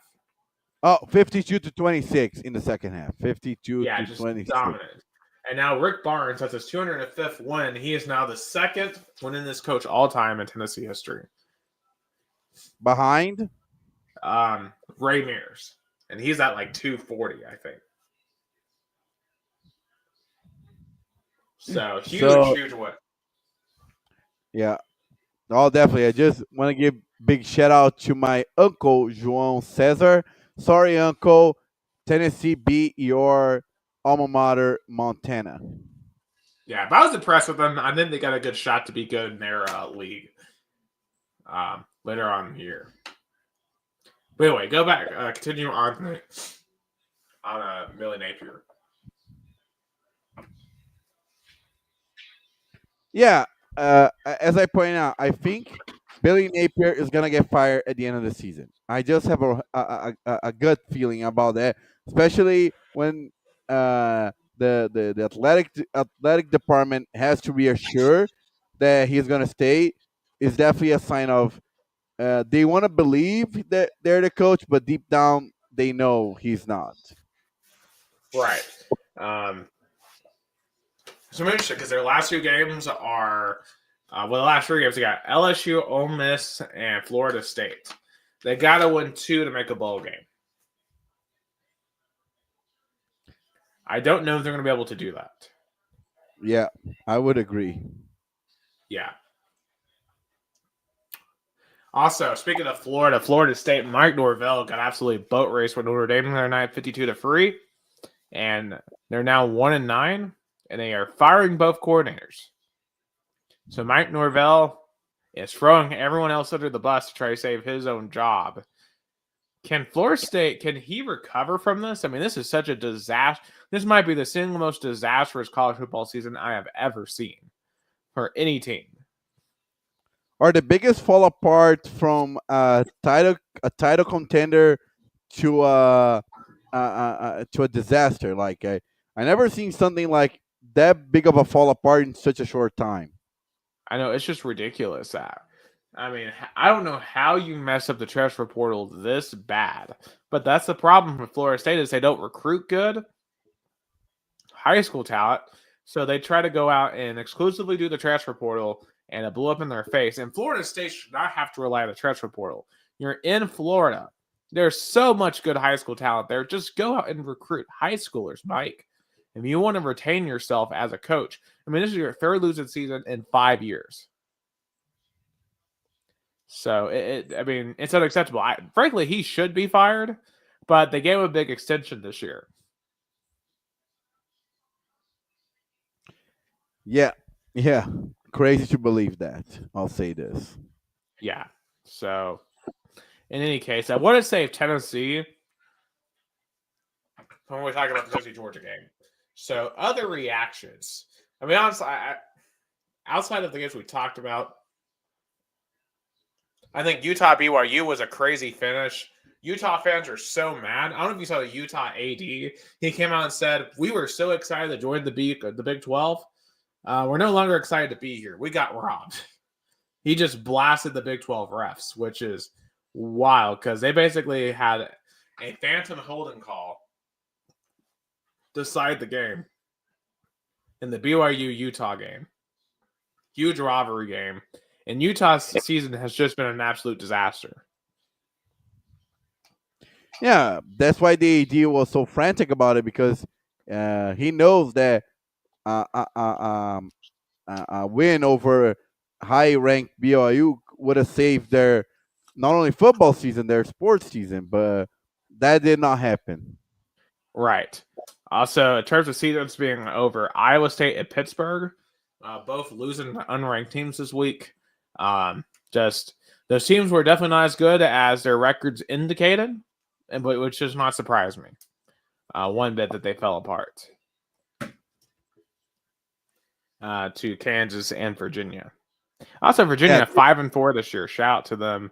Much better season. They could make a bowl game. Also, Oklahoma, man, they had this game won, but fumbled it away with Jackson Arnold. It is mind-boggling how bad Oklahoma's offense is. Like, Oklahoma used to be known for all these good offenses, and they just don't have one this year. Yeah, I guess the divorce between Lincoln Riley and Oklahoma, both lost. Yeah, both have lost bad this year, for sure. Yeah, so let's talk about this week and some underrated games. And honestly, the slate isn't big outside of the game that we really, really care about. One game I didn't put on here that I think is pretty big is Nebraska USC, because Nebraska USC could determine bowl game for either team. Nebraska's 5-4, USC is 4-5. I don't know which team could lose this game more, because Nebraska has to win to get to their first bowl game in 8 years. I think for the Cornhuskers, definitely it means more because they point out almost a decade without making a bowl game for a brand that in college football was supposed to be a blue blood, that should be more valuable game. Absolutely. It's going to be a fascinating game on Saturday afternoon in Los Angeles. To me, that is definitely the most underrated game in my opinion. Now, upset alert. Who could be victim? Who could be Miami this week? Who wants to be Miami this week? No one wants to be Uh, Miami this week. I'll say for me, I think it's gonna be Stanford. I think Stanford can surprise Louisville. Interesting pick. That's a cross country game. I could see that potentially. I think one for me, just looking at the schedule, BYU only 2.5 point favorite against Kansas is very interesting. That could be a selection. Um, yeah, I don't think there's like necessarily like a ton um, of great opportunities here. Or maybe Arkansas, Texas. I mean, Texas going to Fayetteville. It can be a, even though it's a 2 day game. It's still hard to play in Fayetteville. Yep, as we have found out, and that's a big rivalry game. Arkansas fans really care about the Texas game, so it's going to be a tough atmosphere for Texas. Now, the best bet of the week, my favorite bet. I like BYU minus 2.5 against Kansas. I think that's way too low for BYU. They're undefeated and they're getting no respect. For me, it's gonna be Washington. I think it's gonna be Washington State minus 10.5. I'll bet the over. Oh, yeah, that's a good one right there. Now, New Mexico is a lot better this year than they have been, but that's still not that good. Washington State should win by a lot. And that over 72.5, I think, will get crushed as well in the total.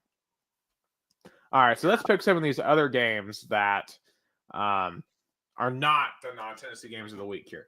So, Virginia at Notre Dame. Give me the Fighting Irish.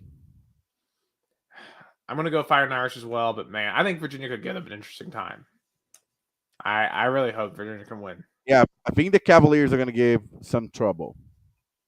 All right, this is big to me just because I got to keep pace in that top G5 spot. Boise State at San Jose State, who's a really good team, actually. Yeah, they are 6-3, and it might be a chance because if San Jose State wins, they're going to be 7-3, and it might be an open door. Who knows if other teams are going to be 2 or 3 lost teams. So, but I think I'll pick Boise State, but I'll bet the under. Yeah, I think Army and Louisiana especially will be rooting hard for San Jose State here. But I think Boise will win. Now, LSU at Florida, both of these coaches desperately need this win, in my opinion. Oh, give me LSU. I agree. Give me LSU as well. They seem to play better away from home. How about one game I want to bring it up, which interesting, I think because of the venue. Northwestern hosting Ohio State at Wrigley Field in Chicago. Yeah, because Northwestern basically plays in the practice facility for most of the time, so it doesn't surprise me if the Ohio State game is in Wrigley Field. And it's the most expensive ticket with comparing top 25 matchups. So, but that'll be a cool game. Ohio State will roll in that game. Yeah, I think there will be a lot of people driving from Columbus to Chicago to watch this game, enjoy a good win, and enjoy Chicago. Yeah, absolutely. And it's just a lot of Ohio State grads in Chicago to begin with. Yeah, that's another reason I think Northwestern put this game there to make money. Yeah, exactly. There's we know how Atlanta is full of SEC grads from everywhere. That's Chicago with the Big Ten. So That's a good one. It'll be interesting to watch that venue play out. Texas, Arkansas, big rivalry game. You've been brought this up as a potential upset alert. I don't see it. I think the Longhorns get it done.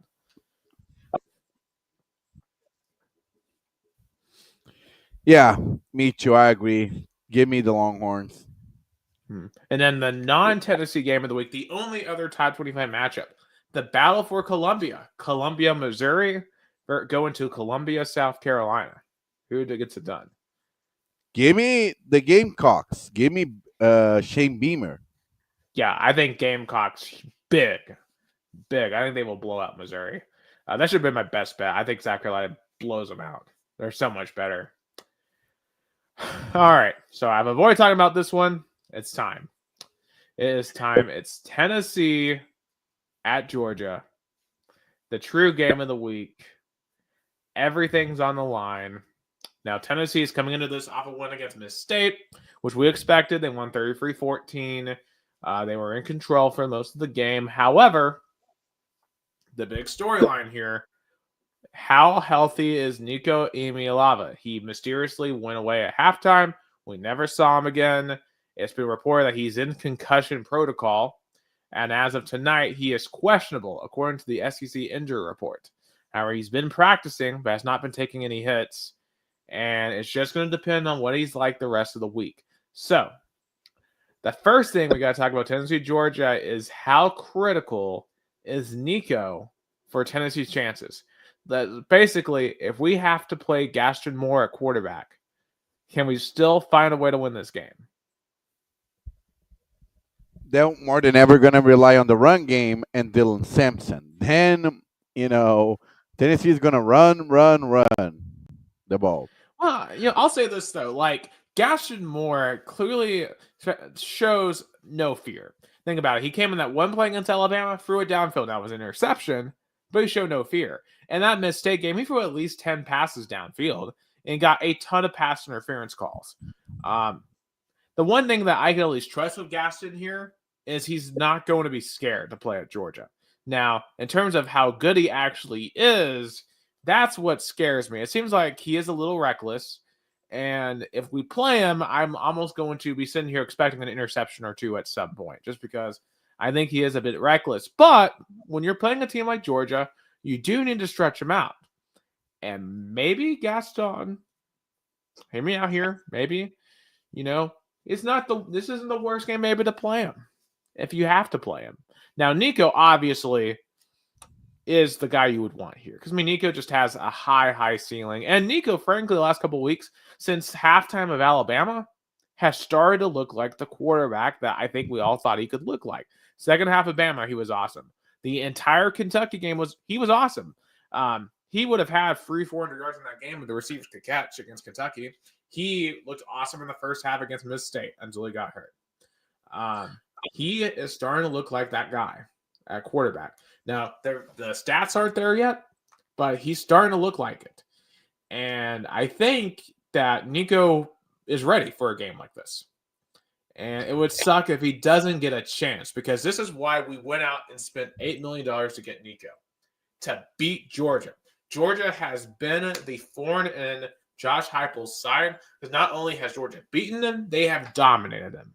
We haven't had a chance in any of the games.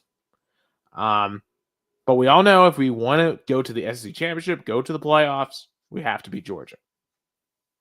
Yeah, it's a must win. And Tennessee, frankly, Georgia is kind of becoming Alabama in terms of, beating every year. And Josh Heupel, I think, will cement in terms of a status a win over the Bulldogs. Yeah. Now, okay, so on the other side of this, the side that I do trust here is our defense. Our defense does not get up 20 in any game. And as we mentioned earlier, Georgia's offense is struggling hard. And Georgia's O-line looks discombobulated. It's going to be fascinating to see what Georgia does on offense here. I think if you're the Bulldogs, you got to be more aggressive on offense. If you come out and are passive in this game, like you were against Ole Miss, if you're going to do a lot of screens and stuff, you're not going to score a lot of points against Tennessee, because Tennessee might have one of the best, if not the best, defense in the country. And we've clearly have played better offenses. I think Alabama is a much better offense than Georgia. And we slowed them down to 17. Georgia does not scare me like that on offense. Now, what this ultimately could come down to is turnovers and the environment. I think, one, for Tennessee, they got to handle the environment. This is going to be a night game in Sanford Stadium, and you have to realize Georgia has not exactly had a lot of big games at home. One, because their administration keeps on doing stuff like putting the Florida game in neutral fields or playing like Oregon and Clemson and Atlanta, and they don't play a lot of big games at home. So now they finally are getting a big game at home. So those Georgia fans are going to be nuts on Saturday. The team just needs to know that it's going to be a hard environment. But this is the SEC. You got to be ready for this. If you want to win a championship, you got to win in an environment like that. We let Arkansas get to us a couple of weeks ago, and that can't happen. This is going to be twice the environment that Arkansas was. Now, we handled Oklahoma all right, but this is going to be harder than Oklahoma. So you got to handle that. And that defense, I expect for Georgia to play really, really well. Now, Georgia's defense, I don't think is as elite as they were in their national title years, but they're still really, really good. They're still arguably the best defense we probably played all year. Yeah, I think it's going to be a really interesting battle. I think it's going to be more in the run game. And give me Tennessee over Georgia. Yeah, and also special teams. Special teams, Max Gilbert had a great game last week. He recovered from his poor performances. He needs to take that on the road because we're probably going to need him to hit some. So when it comes to the pick here, it's hard to really make one because I don't know who's going to play quarterback. If Nico is healthy and basically is up to his potential, I think Tennessee can pull it out. If we play Gaston, it feels like a Georgia one to me.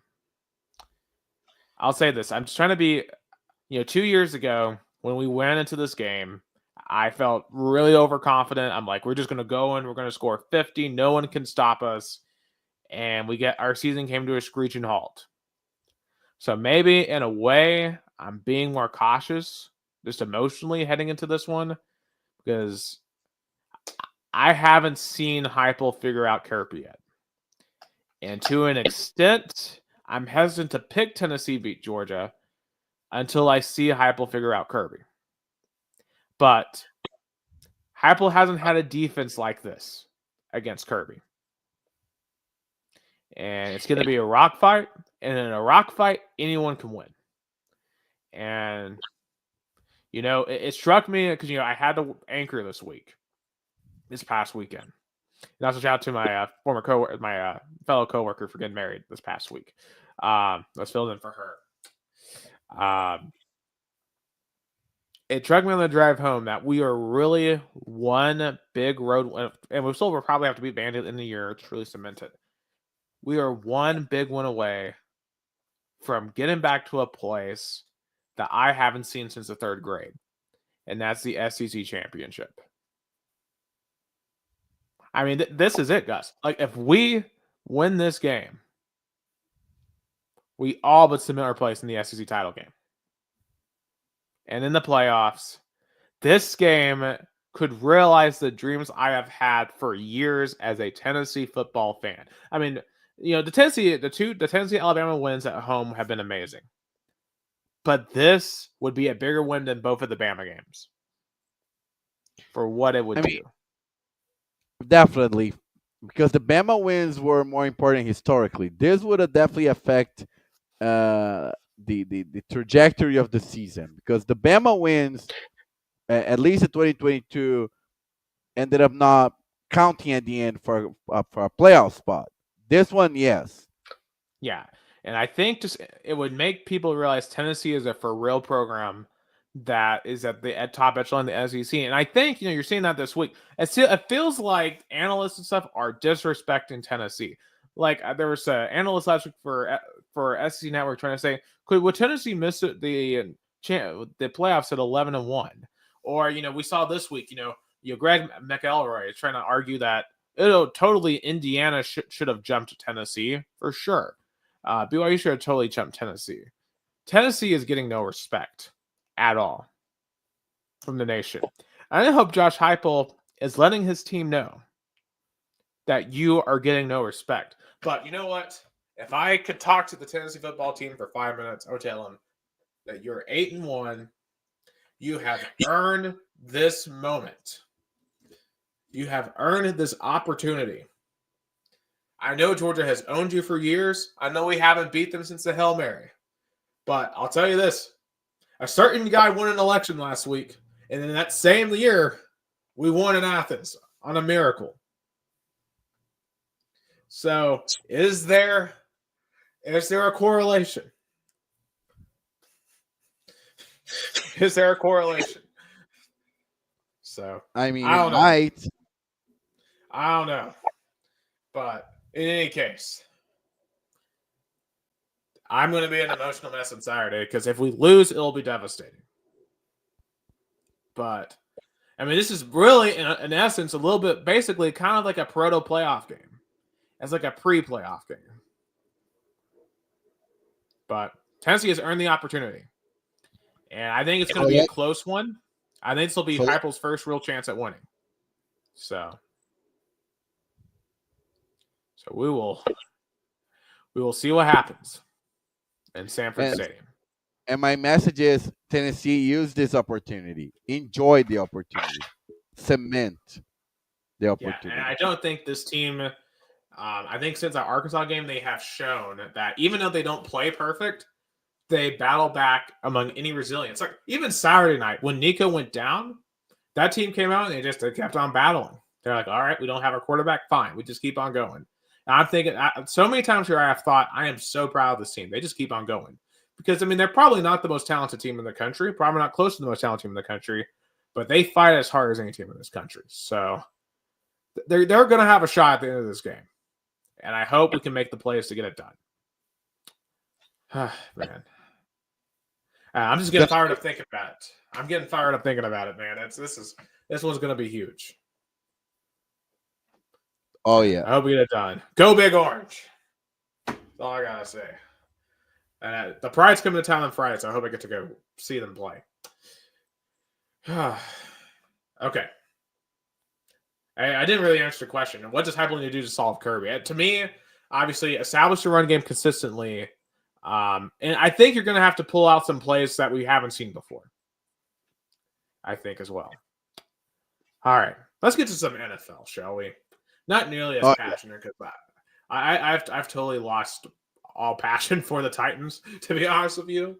I didn't really watch their game this week. I know they lost by 17 to the Chargers. Whatever. It is what it is. We're in tank mode.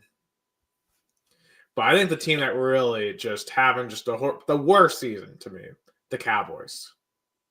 They thought they were legitimate playoff, maybe championship contenders, but now they've lost Dak Prescott for the year. And they got blown out at home by their arch rivals, the Eagles.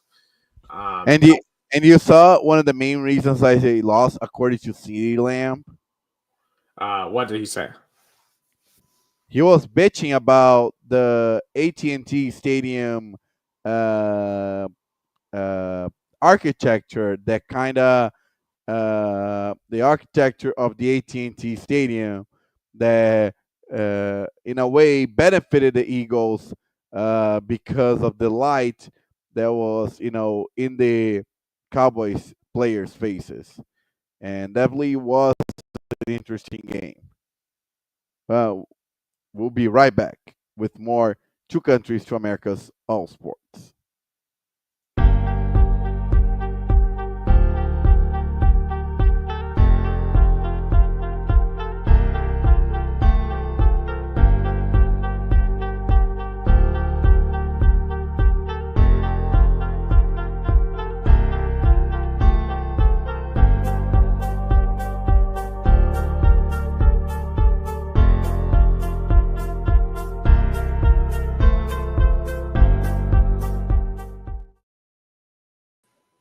Yeah, apologize for that. Apologize for that. Had a work-related call come in, so I just had to make sure that wasn't like something serious. Apparently, there's been a fight at my middle school during a girls' basketball game. Whoa. So, thankfully, that's something that doesn't necessitate me, because you never know. Obviously, being in America, like, there's been like a mass shooting somewhere, so which obviously, if something like that happened, I would have to shut down the podcast and go. But thankfully, that's not the case. But Yeah, we'll definitely understand. But as I was pointing out, CeeDee Lamb was not happy with lights coming in AT&T Stadium to the uh, through the stadium, and kind of make him not see the ball. yeah, man, and you can remember he did that whole thing in the off season where like he fought for the contract, and it just, I mean, what a disastrous organization. How CD Lamb, how you could avoid all this if you had an actual general manager Yeah. who could manage the players. But the Cowboys don't have a GM. They have Jerry Jones. Oh man, just disaster. What a disaster. I mean, they're such a joke of a franchise.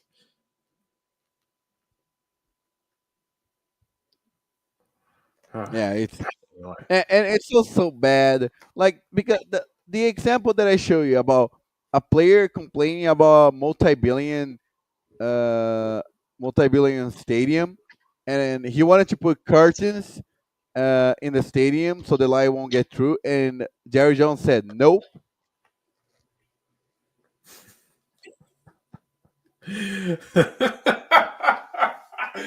I mean, you can't make this up. There's something every week, whether they all walk back in silence to the locker room, or Jerry Jones is doing some other crazy thing, or it just doesn't make. You just can't make this up with the Cowboys.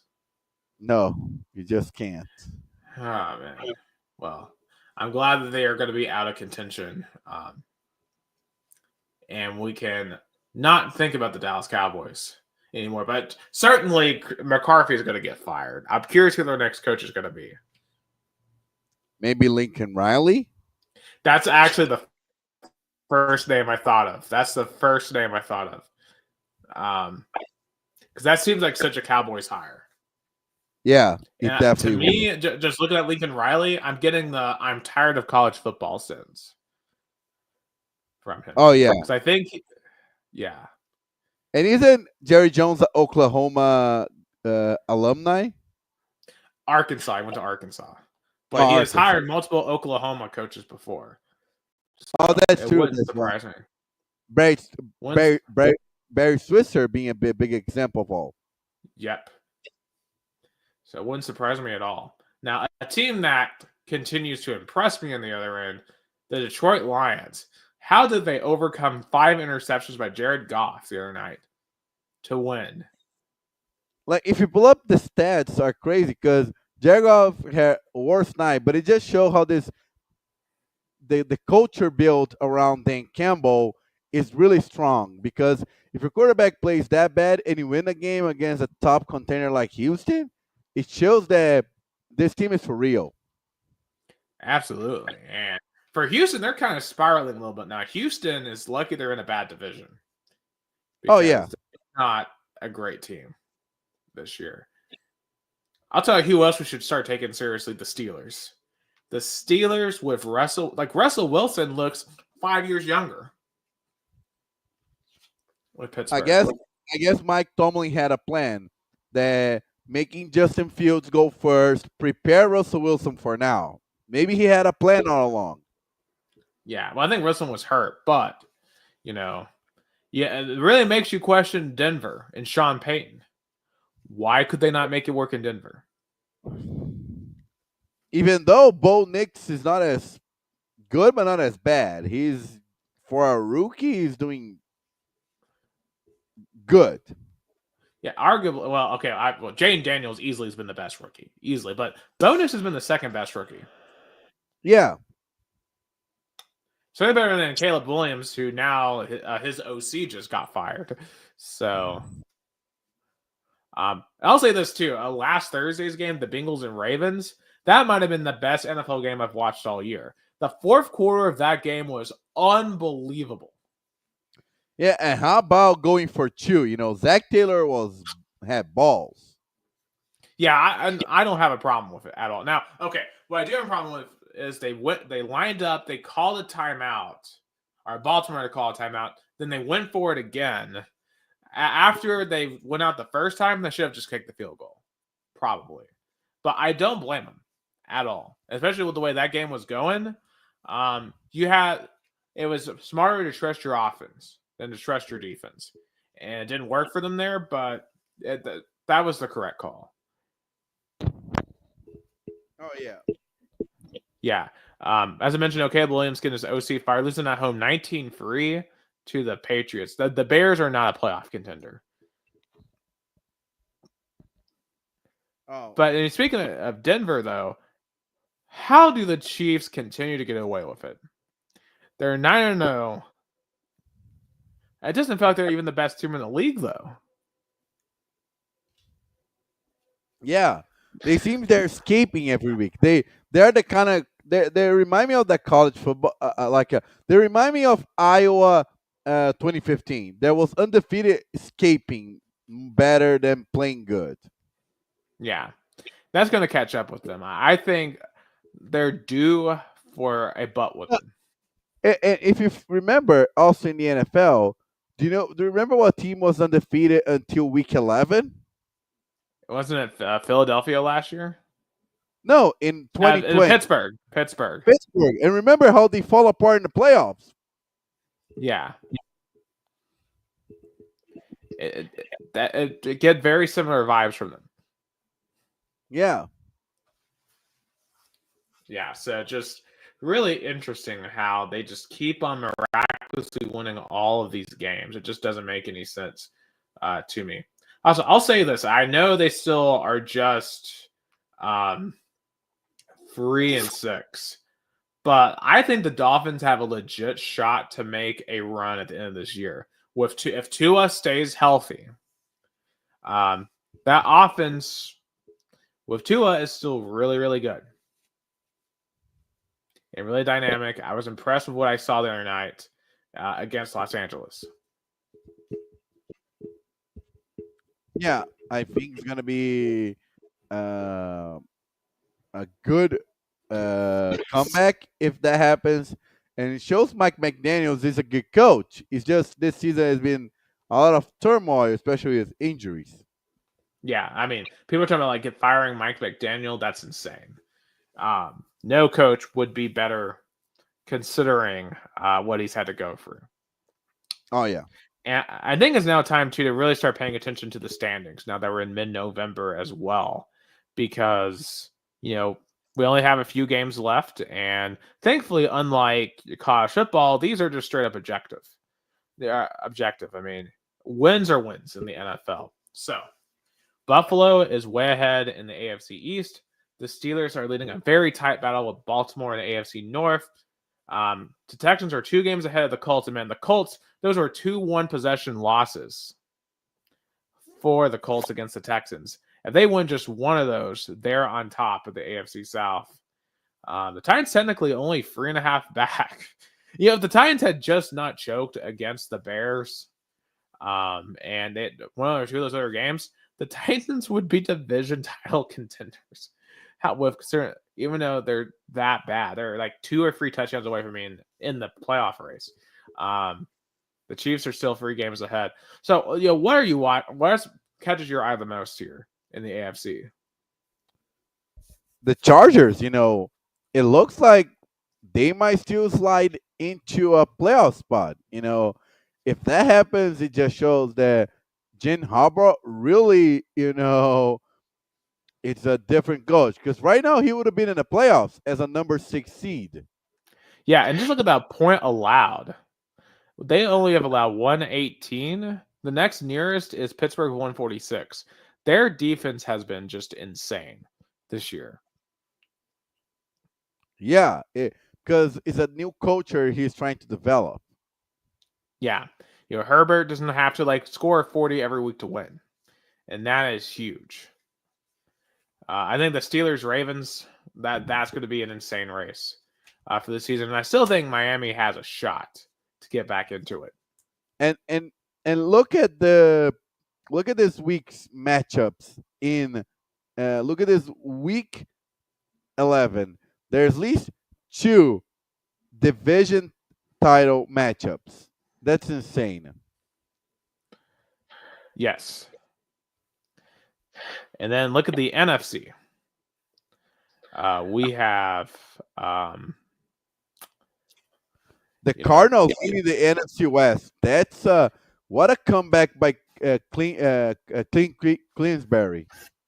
Cliff Kingsbury is the OC now with the Commanders. So, was big comeback still, but that's Jonathan Gannon is the coach now in Arizona. Really big comeback for Kyler Murray. Yeah, for Kyler Murray.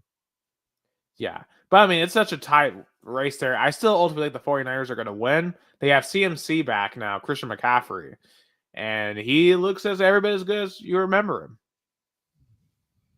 Now, the NFC East race, the Eagles Commanders, and they play tomorrow night. What a game that's going to be. No, this week is full of big games. If you think about it, there's 2 division titles and 1 AFC top seed matchup. So there's at least 3 big matchups. I think that's the best weeks in terms of good, really big matchups. Oh, absolutely. I mean, this is just an amazing week to be an NFL fan. So let's pick some of these games this week. So tomorrow night, Commanders at Eagles. Who wins? Give me my friends Rafael Delavedova team, Philadelphia. I'll bet the under. I think it's going to be a field goal difference. Yeah, I think Philly wins. Nick Sirianni fights a fan. I wouldn't doubt it. Rivalry game. Probably Chicago's last chance at home against the Packers. That's a must win, especially for Matt Eberflus. If he wins this game, he saved his job. If he loses, he's out.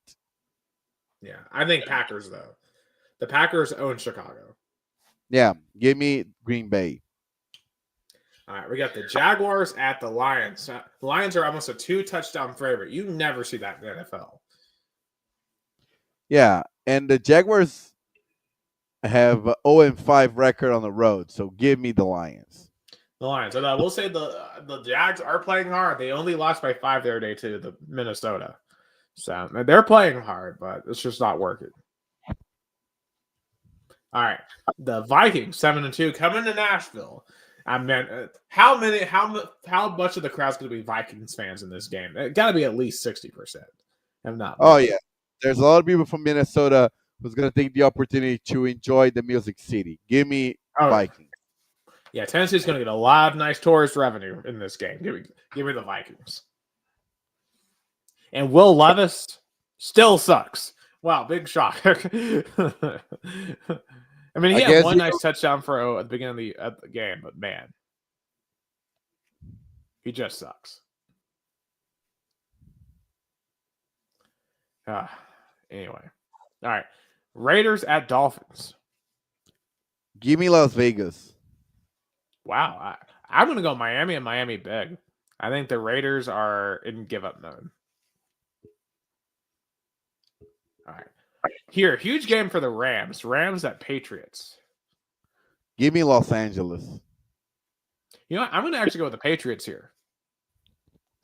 At home, cross-country game. Rams don't look too impressive to me right now. All right. We paid Deshaun Watson way too much versus we almost paid Deshaun Watson way too much. Browns at Saints. Oh, give me Cleveland.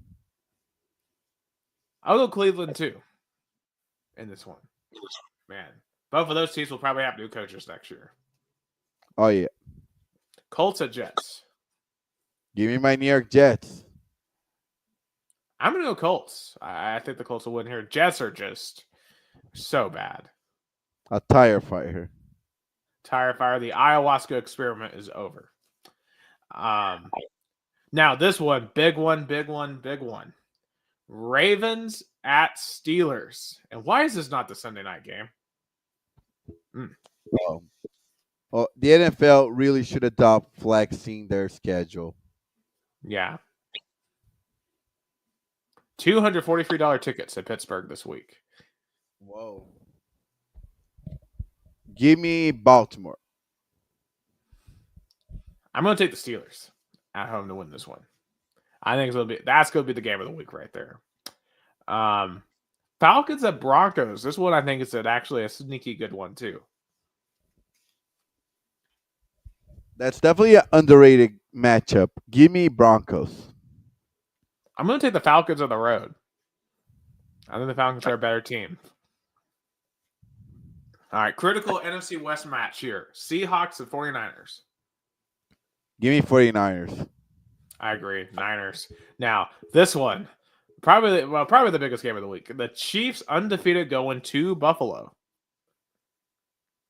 This definitely has the huge implication in terms of top seed in the AFC. If the Chiefs win, I don't see them losing the top seed. If the Bills win, then it's a dogfight. Give me Buffalo.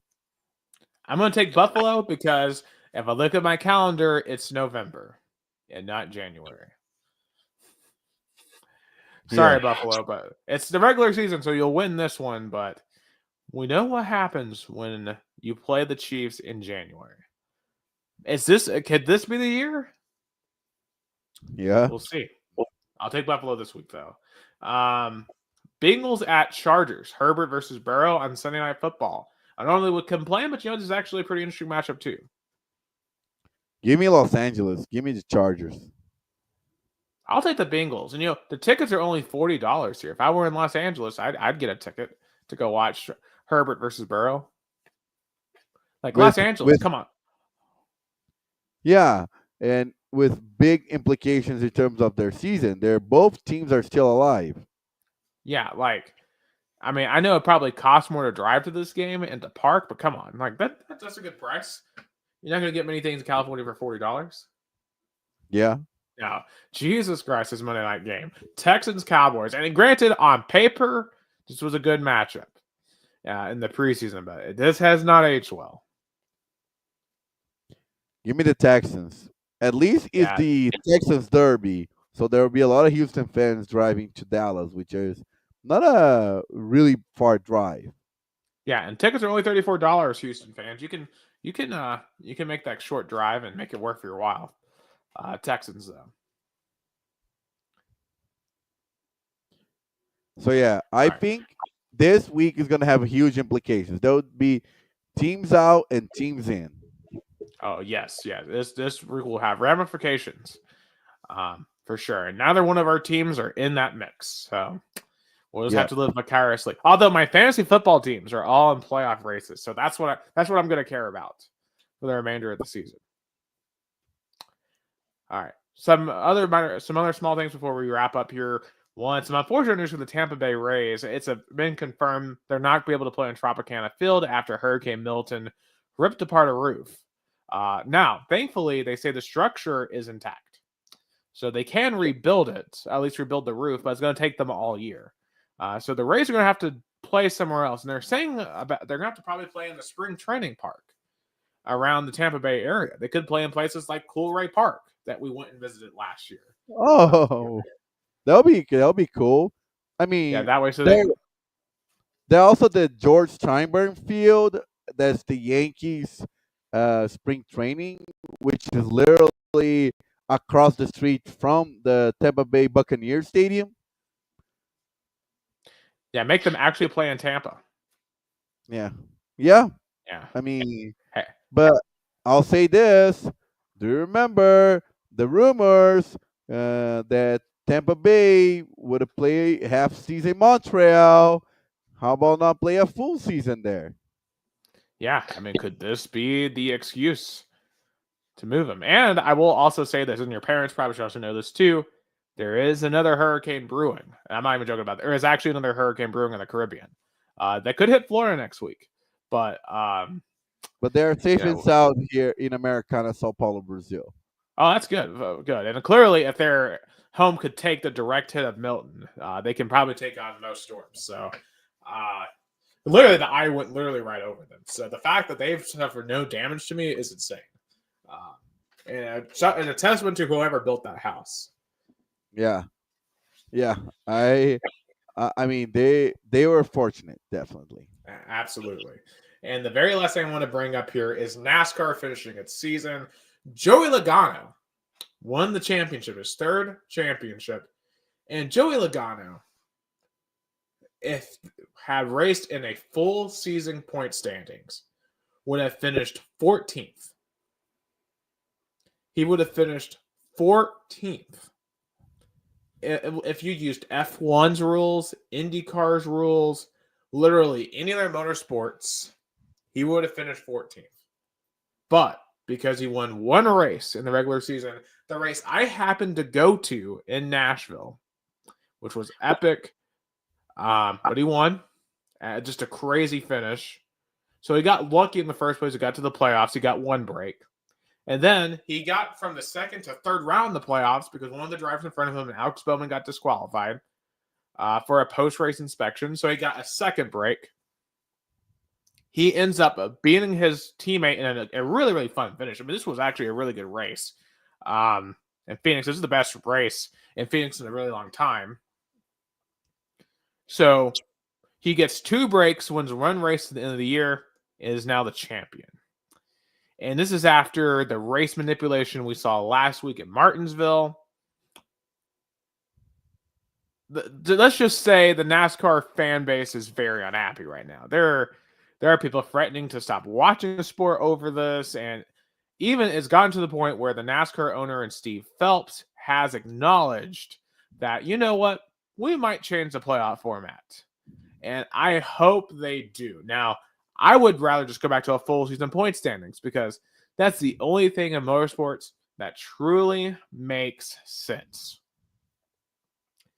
Because as we talked about last week, in racing, like in the Super Bowl, you don't have the Chiefs versus Eagles, and then the Tennessee Titans come out of nowhere, and then both teams have to also play that team. In racing, you still have to race against everyone else. And so much can go wrong in racing. And plus, it's just such a long season. 36 races is a lot. These guys go thousands of miles every single year, thousands of laps. And you're telling me that 200 at the end of the year matter more than the rest of them? No. I think that is ridiculous. So I don't know what the fix is here. One of my favorite YouTubers, Eric Eastop, is suggesting they do a 1-3-3-3 format where basically they have a one race off at the beginning of the last 10 races and then the last 3 rounds are all 3 races apiece, which would be a little more fair. I still don't love that. But if they're going to do playoffs, which it sounds like they're going to keep playoffs, and because it's America, and as we talked about earlier with the MLS, everything in America has to have a playoff. And I think, to an extent, that might be an infection. And, because we're seeing this in college football too. And I think for college football it makes sense, right? Because it's football. It's one team versus one team. But in NASCAR, it's not the same. So idealistically, I would like them to just go back to a full season point standings. In fact, this year, if we had a full season point standings, we would have seen Christopher Bell come back from a 400-point deficit to win by literally 5 points. We were robbed of a more exciting finish than what we got. But, I guess congratulations to Joey Logano. Even though personally, I'm going to acknowledge Christopher Bell as the real champion of this year. But ultimately, at the end of the day, it was still an entertaining race. And that's ultimately what I truly care about, is whether the actual race is entertaining. But I would like to care about the championship too. And maybe NASCAR will come to their senses and fix the playoff format. Because at the end of the day, the whole reason why we even have the playoff format going back to 2004 is to try to compete with the NFL. And you're just not. You're just not. So you should make every race matter again. But I will say this. It's insane that I went to the regular season race that mattered, because that national race I went to in June determined the champion. Joey Yeah. Logano won the championship in front of my eyes in Nashville, and I didn't know it at the time, which is insane. Oh, yeah. It's the format that you get, and ended up getting the win. Before we finish, a little bit of NBA. I'm watching OKC destroying the Pelicans 106-18. Good performance so far. But for me, what is more interesting, the Cleveland Cavaliers, undefeated, 13-0, destroyed the Philadelphia 76ers, which right now is 2-9. Yeah, and they just got Joel Embiid back, and of course, Joel Embiid has been a magnet of controversy this entire year.